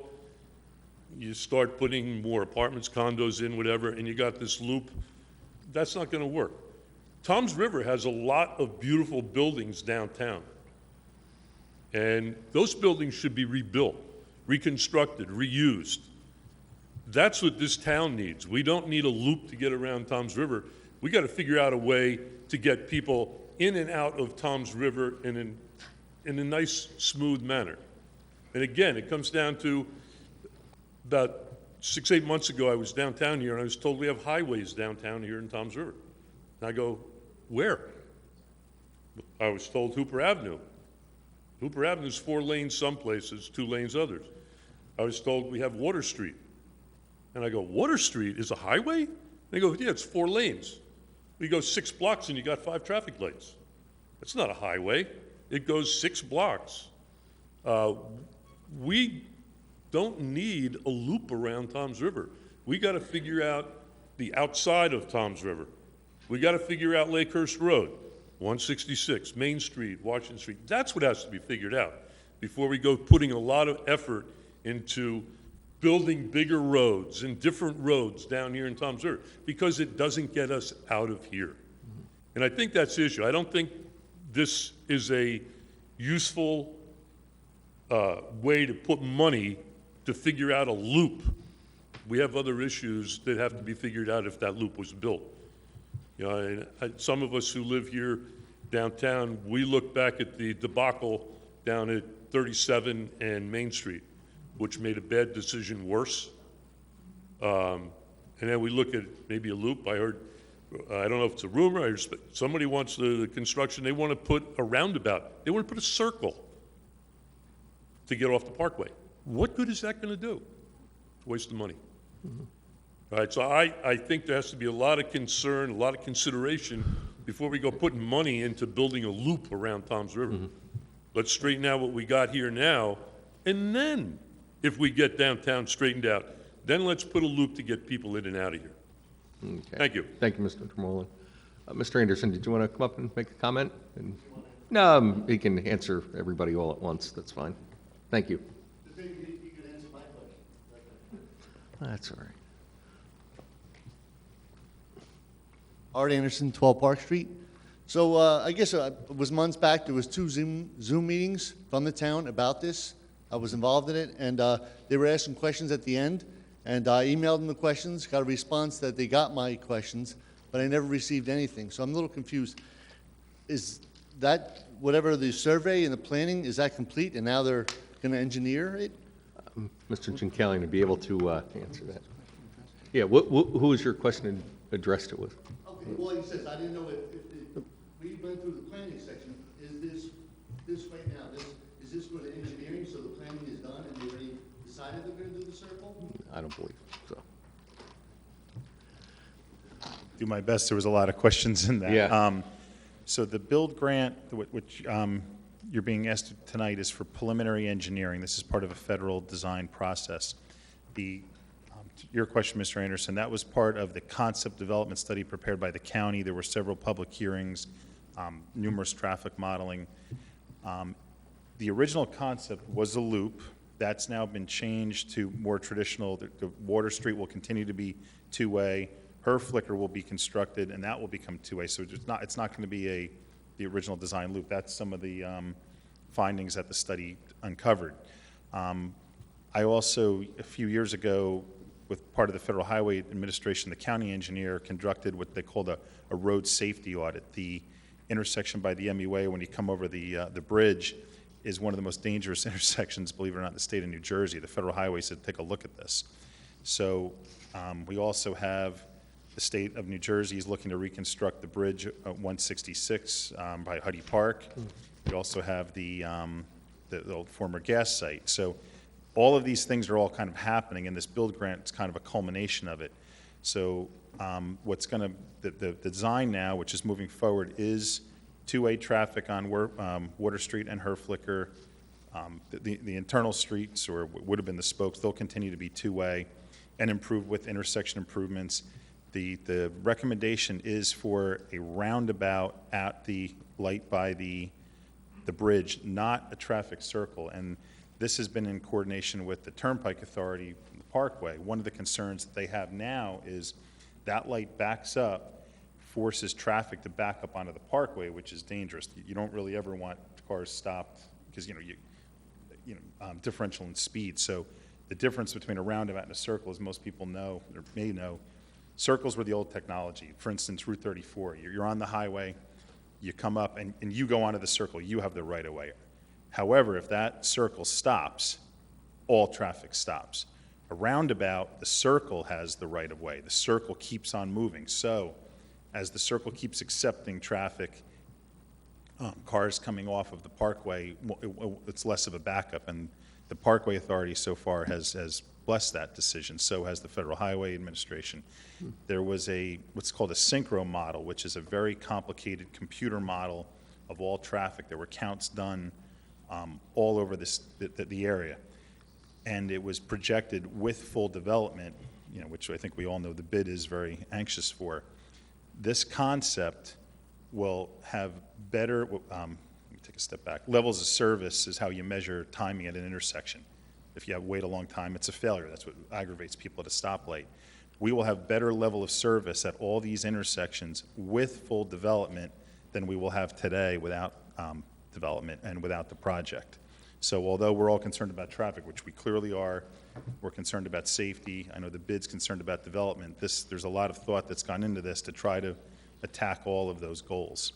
I could go on further without boring everybody, but that's kind of where we're at today. And this is the next step of beginning to engineer those improvements. There's still a final engineering step, and then what's called preparing final engineering plans and specifications for bid. This stage alone is a year's worth of work. So this is the beginning part of beginning to design this project, which we have to have complete by 2025 as part of I think it was a $5.6 million grant we received. So, Council President? Thank you. Can I just Yes, sir. ask a question? Mr. Turnback. For those residents that may not have been here when we talked about the original grant, can you explain to our residents what that grant is and the monies received and what it's for, just so we're not voting on that grant tonight? That's obviously long past, but maybe just to educate everybody what the grant's about. The grant, that build grant, is to increase development in certain areas and business development. Build, formerly known as a Tiger Grant. There was some studies that I believe the state funded after Sandy for downtown for development areas. Those studies, prepared by Mr. Roberts, unfortunately he's not here tonight, were used to apply for this grant, which the federal government awarded to the township. My understanding, it's the first time a township's received a grant from the federal government like that in, I think, over 10 years. It was very unique, but it was a great opportunity for the township to, again, help solve all of these problems that I just mentioned. However, as part of that grant, there's a lot of milestones, and this is one of them. This is the award of the preliminary engineering. Okay, thank you very much. Any other questions, sir? Sure. Like I was saying earlier, I live at 12 Park Street. My wife walks to work every day there. I have one question for you, and again, I know the redevelopment plan had this in the last meeting, we talked about it. It's a roundabout, a circle, whatever you want to call it. Right now, there's a traffic light with pedestrian be able to walk away, pass either way. And again, we're talking about this is at the bus station. I see people every day. How is it on a circle, roundabout, whatever it is, without lights, how do people cross the road on a circle? I don't understand it. And that was my question originally. in the plan, I never got an answer, and again today, I'm asking the same question. We're talking about a circle. How is it pedestrians able to pass a circle? Okay. Sure. Well, those are one of the things that's going to come out in the design. Sidewalk, multimodal is the new term, cars, bicycles, and pedestrians. All of those improvements, are going to be added to this project to the extent that are available. We only have a certain right-of-way width, but once the design starts to evolve, can we shrink the lanes and add a bike path? Or do we maybe go with cars but wider sidewalks? Those are all things that, to be honest, we don't have the answer yet. We haven't done the design, but we need to hire somebody to work on that. But when you have, one thing that immediately comes to mind is when you have what we call the pork chops, the little island before you kind of separates you. One of the trends they do is they'll put a safe haven there. You cross the on-ramp, you get to there, then you make the decision to cross the next one. So you can create these safe haven points throughout the project. Again, no different than crossing a 4-lane intersection. We don't want any accidents, but yeah. I can't see how this is going to work. And that was one of my questions was, we had the surveys and the planning. Is the planning complete and now we're having engineer this circle? Are we done with the planning? Again, Mr. Chinkalian can best answer that. Well, the county engineering department prepared what they called the concept development phase. There were 2 public hearings. I guess you were on those. And the synchro model, all of that is what culminated in this design, the concept of not doing a loop, not doing one way each way, which was the original design. It morphed into 2-way traffic both ways, a little more conventional, but with the roundabout. That was the recommendation of all the traffic engineers to solve all of those problems. Because, like I said, that intersection has an astronomically high crash rate, which we need to fix. All I just right. hope you vote no to an engineer and more to planning, that's all. Because right now, it does not sound good. I don't know how you feel. That's all. Thank you. Okay, council, your pleasure on item K. Move item K. Second. Motion was made by Councilwoman Yurick, seconded by Councilman Kopp. Councilwoman Yurick, Yes. Councilman Kopp, Yes. Councilman Lotano, Yes, and Mr. Anderson, I think with this engineering, they're going to come across those issues and address them as part of this build grant here. So I vote yes. Councilman Roderick, No.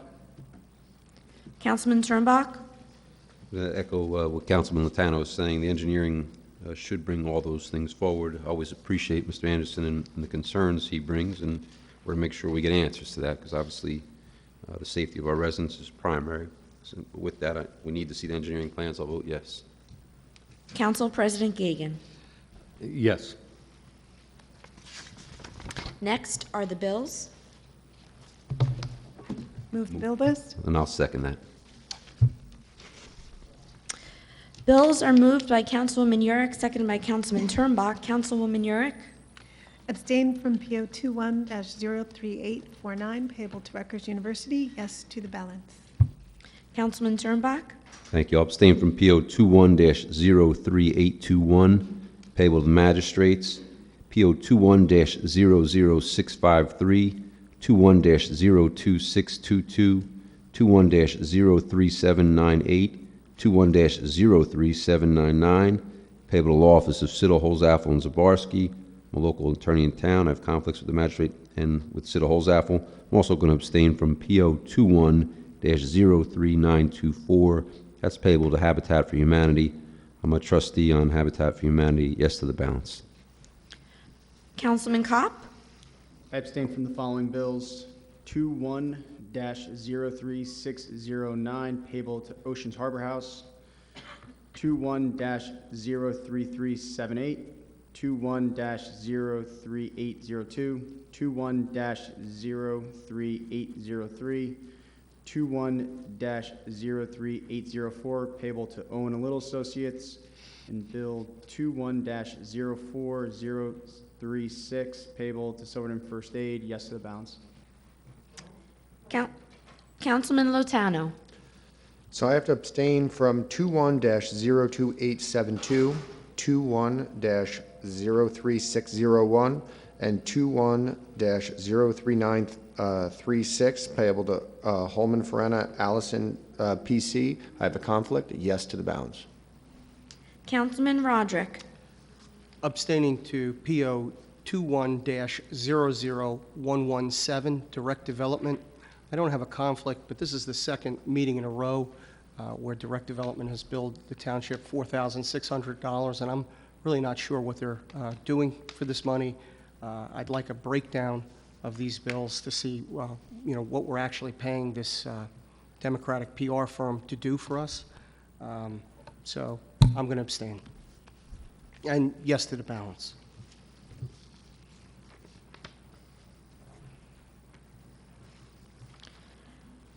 Council President Gagan. I just have one abstention to Silverton First Aid, 21-04036. Yes to the remaining.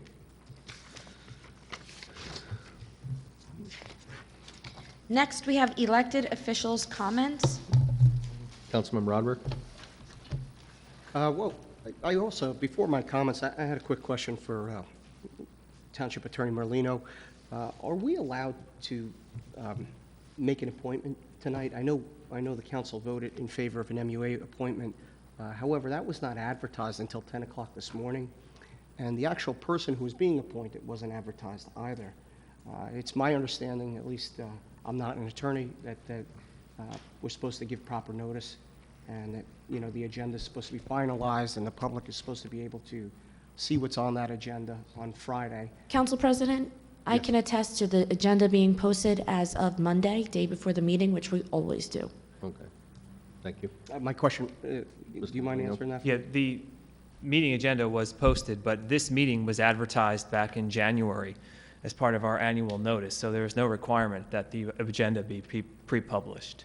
No legal requirement? No. So it's just past practice, the Friday thing, and finalizing? Because I know we had like four different agendas. Well, the township clerk said the agenda was posted on Monday, which was more than 24 hours before this meeting. But the appointment, who was being appointed was not, so. Well, no, because the nomination was offered from the floor. You'd have to debate it in public, which is what you did.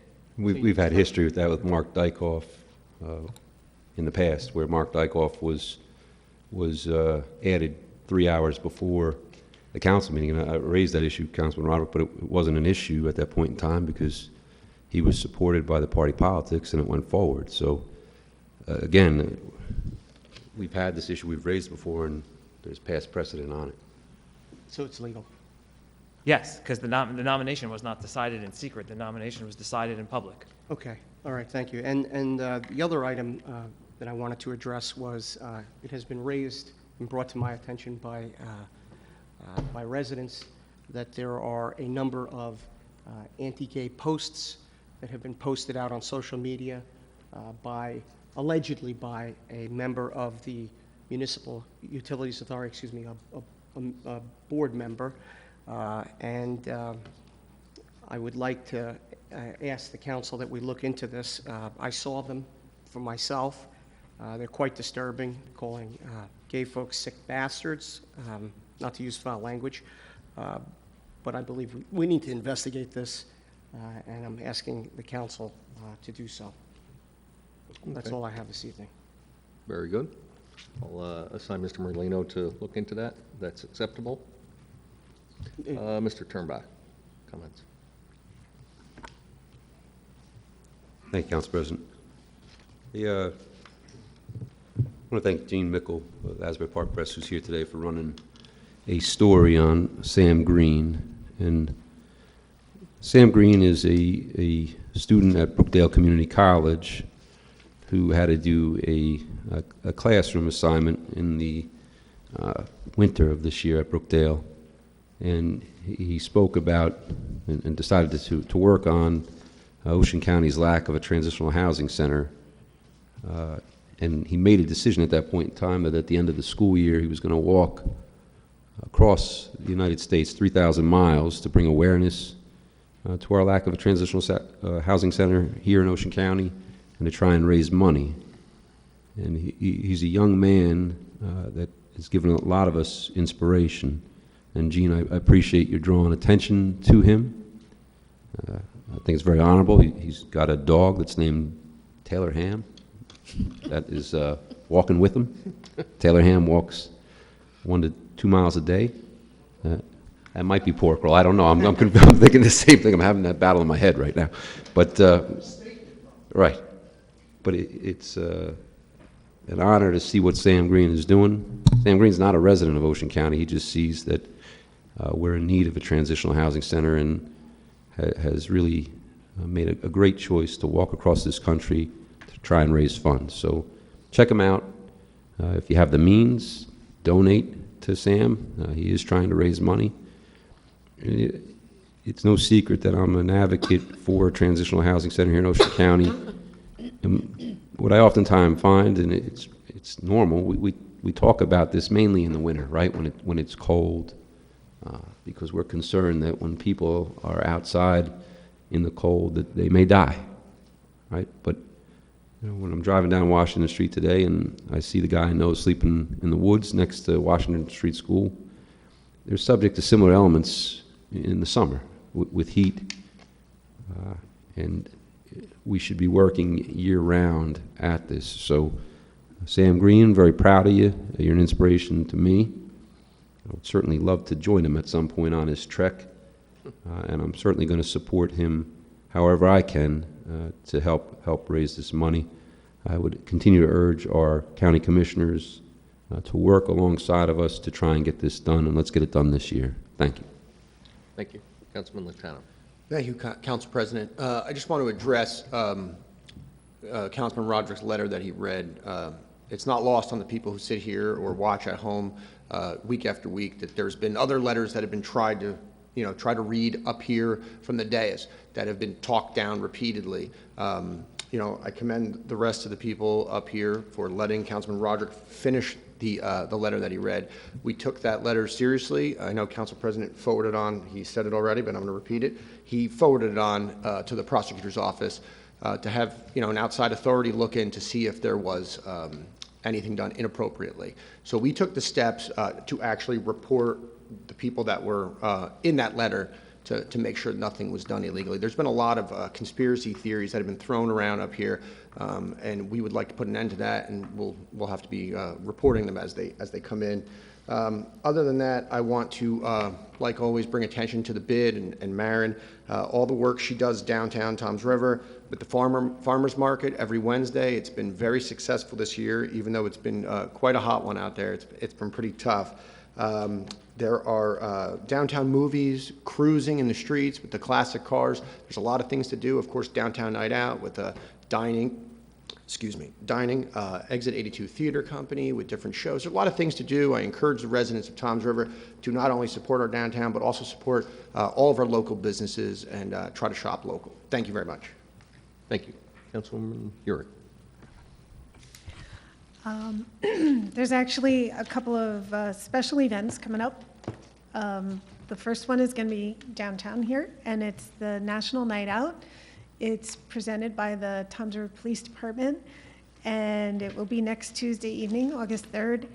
And this year is particularly exciting for me because they're also going to incorporate Toms River Around the World, which was a festival that we put together 2 years ago on Labor Day to just bring people from all different cultures and religions and ethnicities together for just a day of fun and celebration. And we really just had a great time, and it was really wonderful to see everybody together. So they're going to have that brought back as part of National Night Out this year.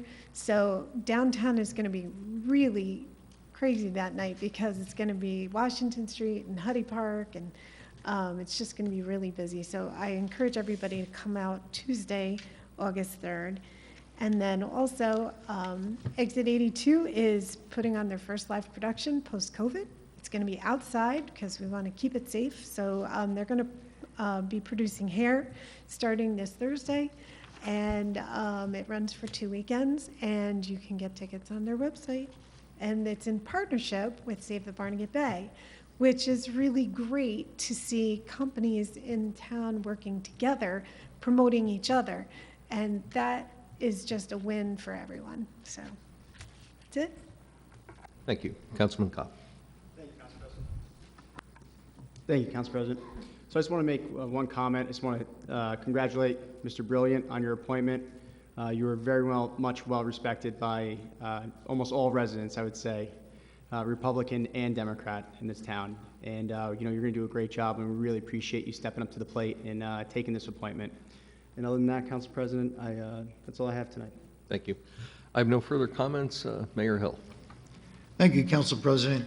Just want to highlight the fact that since July 1st, we've stationed an EMS ambulance on the Barrier Island during the daytime hours. We're going to continue that through Labor Day, and then we will pull back to Pier 1 so that we can get over the bridge. But over the summer, with the bridge opening every half hour, we felt safety trumped everything, and even though there might be only 3% of the calls coming from the Barrier Island, you can't put a price on speed. I will tell you that the average response time is 5 minutes. Compare that to the national average, which runs between 14 and 16 minutes. So I think we've gotten a good response, and we're taking the safety of our Barrier Island residents very seriously.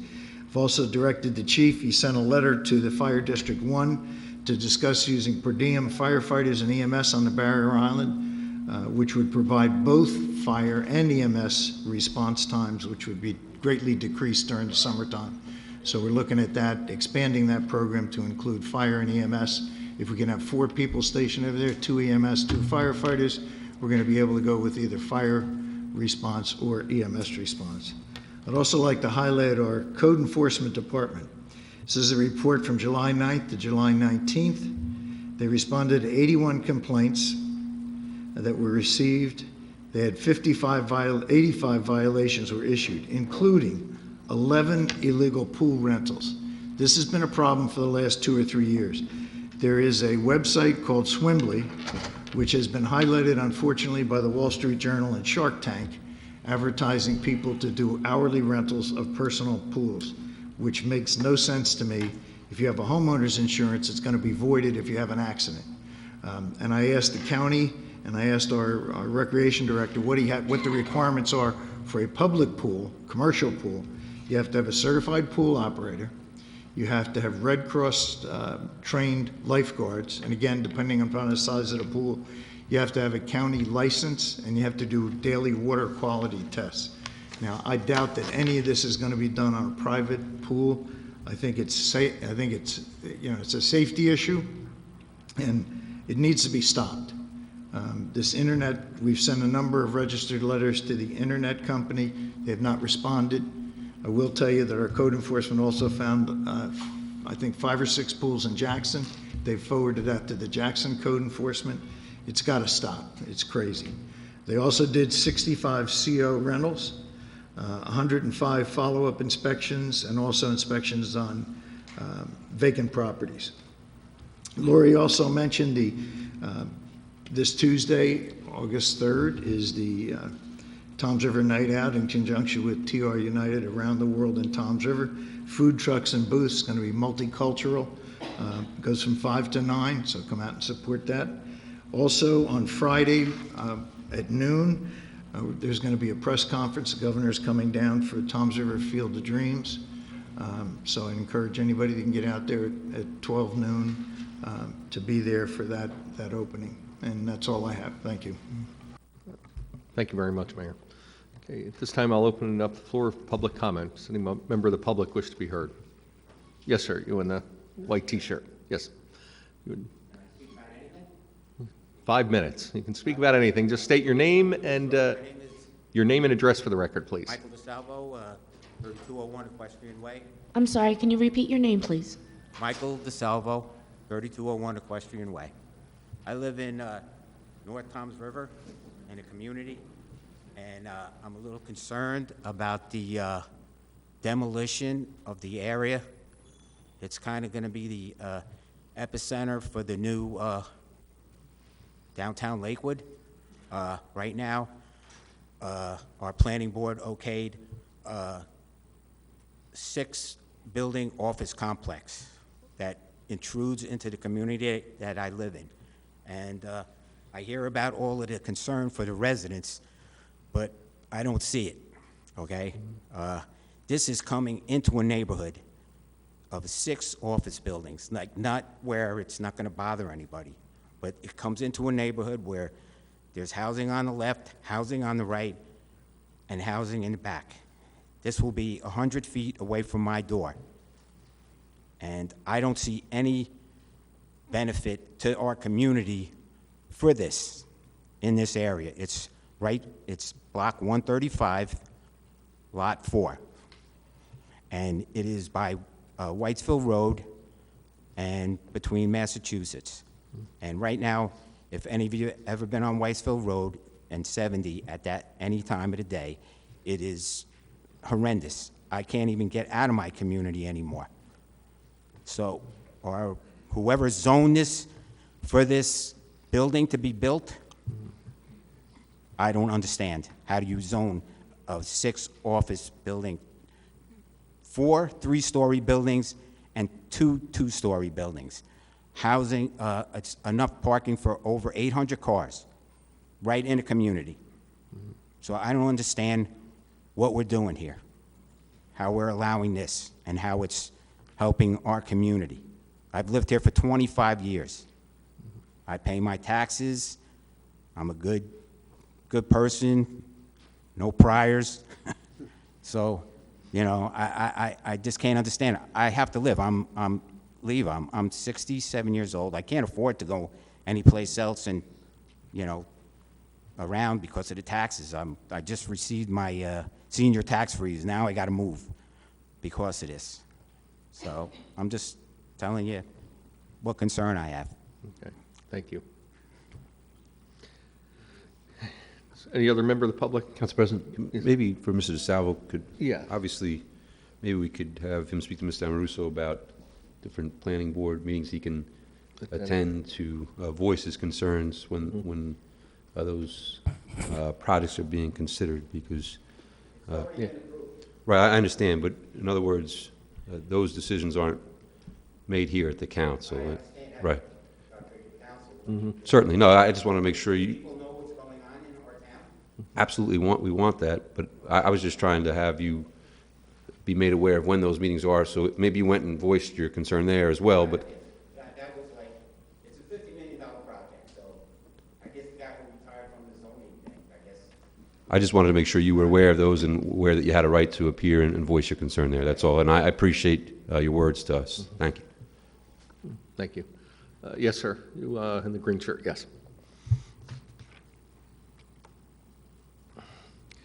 If you would just state your name and address. Yeah, Mark Orecchio, 3505 Churchill Drive. I wanted to ask a question about an ordinance that's on the books right now, Ordinance 295 for filming permits in town. Before I ask a question, let me just give you a little history of what my concerns are over the past year with this ordinance. We live in a neighborhood where they've been doing some filming. It's Real Housewives of New Jersey. And the neighbors are fine, no complaints. But what I have a complaint with is when I read the ordinance and when I see how it's being enforced, there's a disconnect.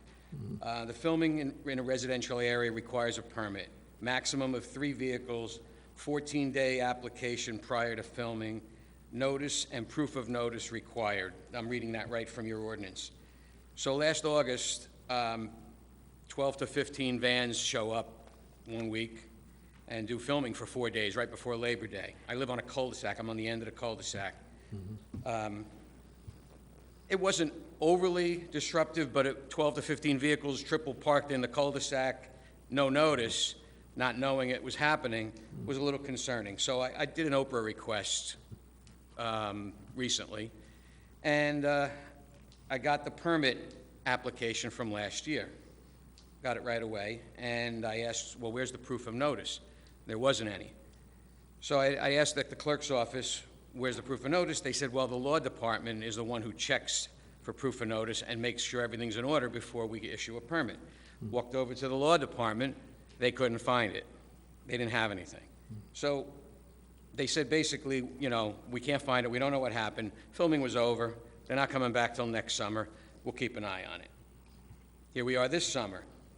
A few weeks ago, my wife sees on Instagram, because she's watching the show, and she checks on Instagram, hey, they're going to be filming in the neighborhood again. Okay. No notice, so I went down to the clerk's office again, and rather than do an Oprah request, I asked about it, and they were happy to give me the list of properties that the film company said they were notifying. So there was actually 3 locations in Toms River they were going to film, one of them being on my block.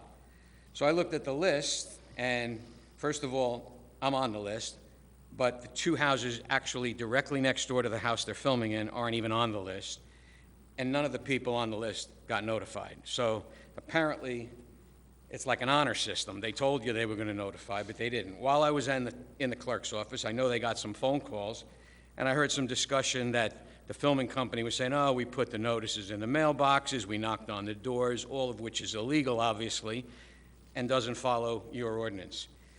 And I was told, well, if you have any problems, call the police. It was only a few vans, but I was concerned, again, because there was no notice. My wife called the cops. They came. They said, we can't do anything. They have a permit. So my question is, my problem really isn't with the filming company or my neighbors. They're fine.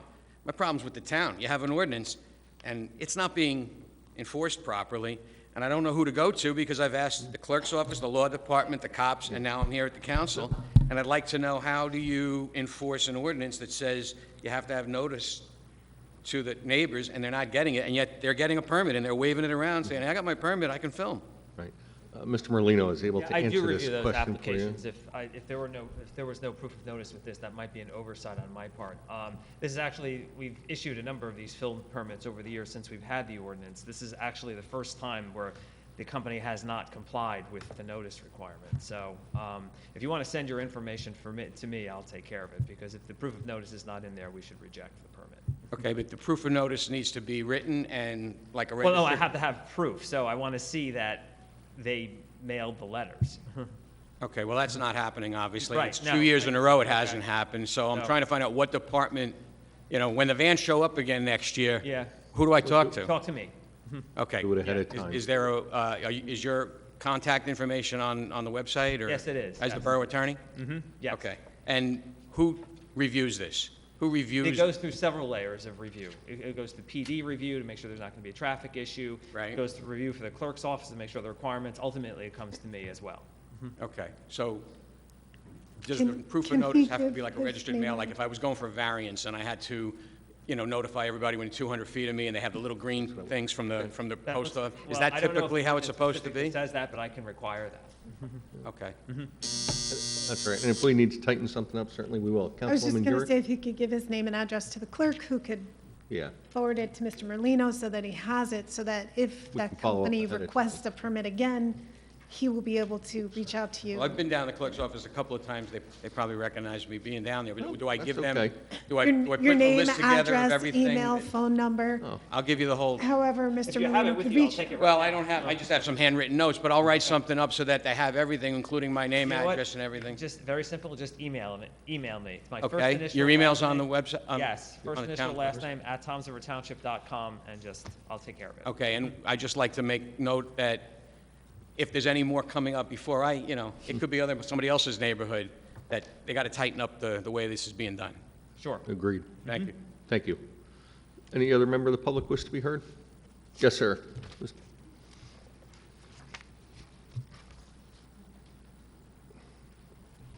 Good evening, sir. CDC mandated masks or recommended masks in all public spaces as of this afternoon. Sorry to say. Yes. Recommended, not mandated, but recommended in areas with high transmission, and we are very high.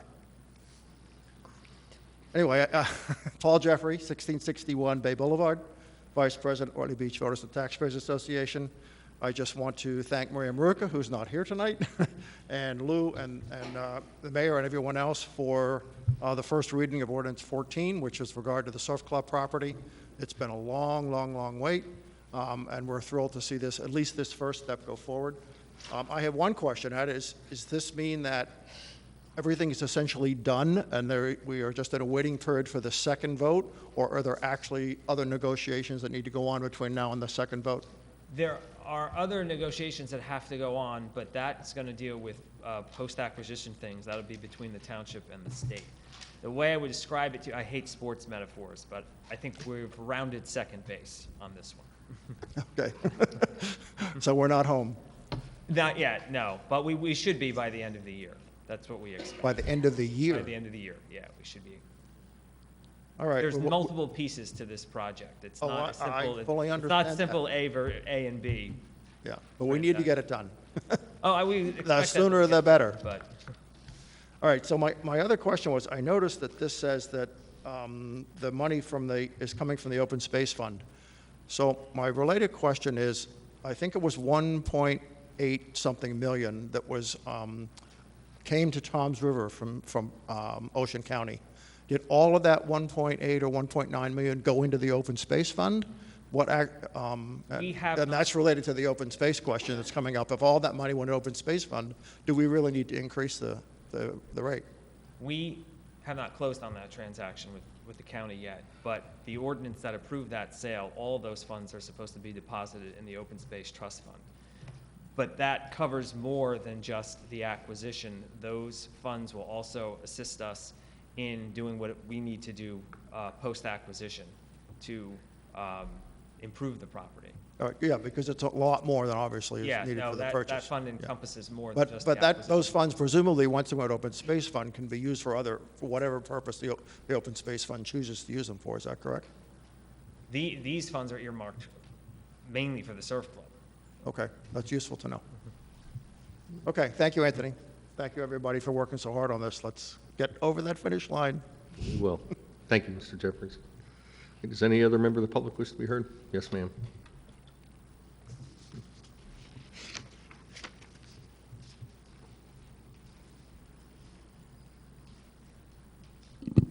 Hello, everyone. My name is Jerry Ambrosio, and I live at 938 Millstone Court in Toms River. Okay, so tonight the council voted to effectively remove Commissioner Carmen Memoli, who has served on the Toms River Municipal Utility Authority for 10 years and is the board's current chairman.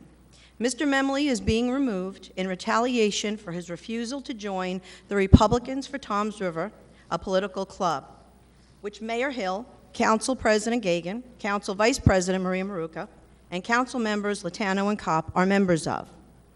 Since the foundation less than 1 year ago of the Republicans for Toms River, a political club, there has been constant intimidation and retaliation by its members, including the Township Attorney Gregory McGuckin and members of this governing body, against members of the pre-existing 36-year-old Toms River Regular Republican Club who refused to join this new organization.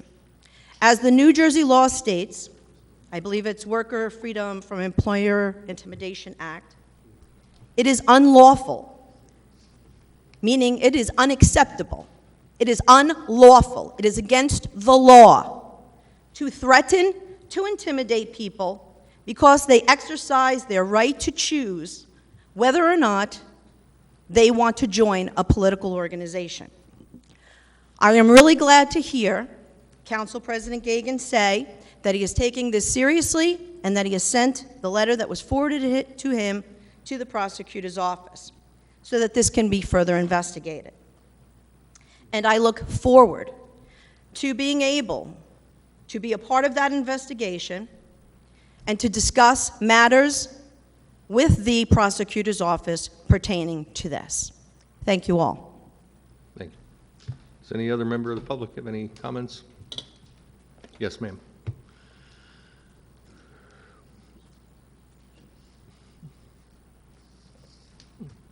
Good evening. How are you?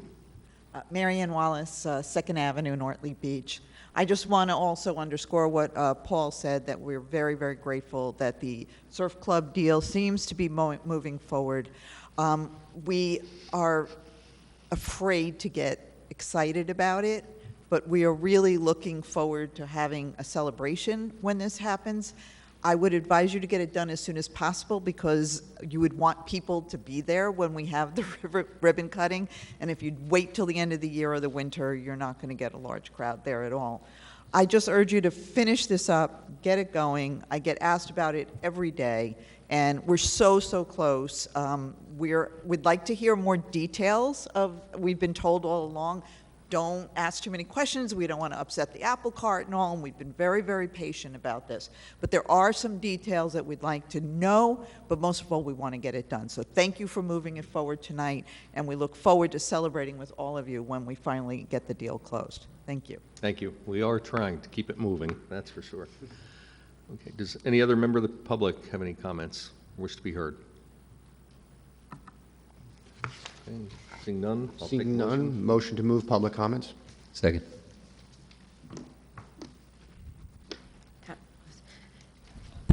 All in favor? Aye. Motion to go into executive session? Second. All in favor? Aye. Aye.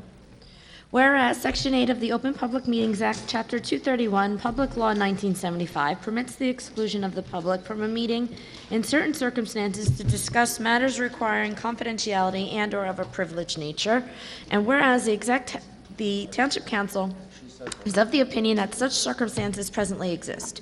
Now, therefore, be it resolved by the Township Council of the Township of Toms River in the County of Ocean and State of New Jersey as follows. The Township Council will now conduct a private executive session. The general nature of the subject matter to be discussed and/or acted upon is as follows. Matters of personnel, attorney-client privilege, and contract negotiations. The following specific items to be discussed and/or acted upon are as follows. Executive session minutes review of July 13, 2021, personnel issues of both the clerk's office, just the clerk's office, and attorney-client privilege matters dealing with recreational cannabis legalization issues.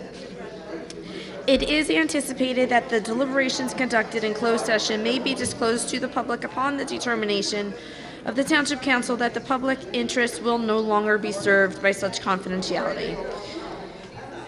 Motion to adjourn made by Councilman Latano, second by Councilman Turnbach, with all in favor at 8:13 p.m.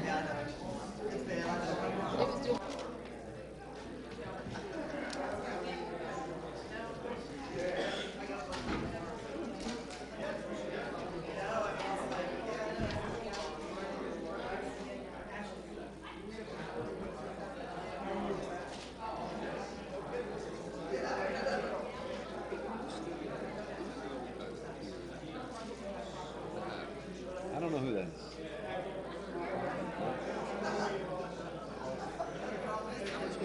Probably who it is. But again.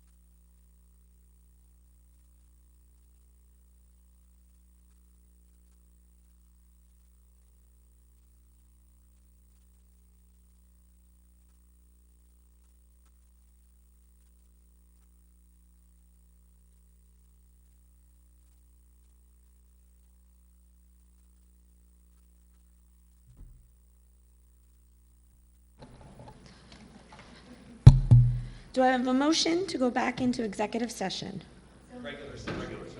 Regular session. All in favor? And it is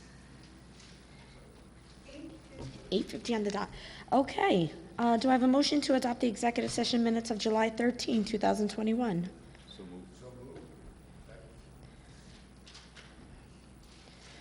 Okay, I'm going to call roll. Motion made by Councilman Turnbuck, second by Councilman Latano. Councilman Turnbuck? Yes. Councilman Latano? Yes. Councilwoman Yurick? Yes. Councilman Kopp? Yes. Councilman Roderick? Yes. Council President, Council Vice President Gagan? Okay, and do we have a motion to adjourn? Do I have a second? Second. Okay. Motion made by, I can do an all in favor. All in favor? Aye. Excellent. Good night, everyone.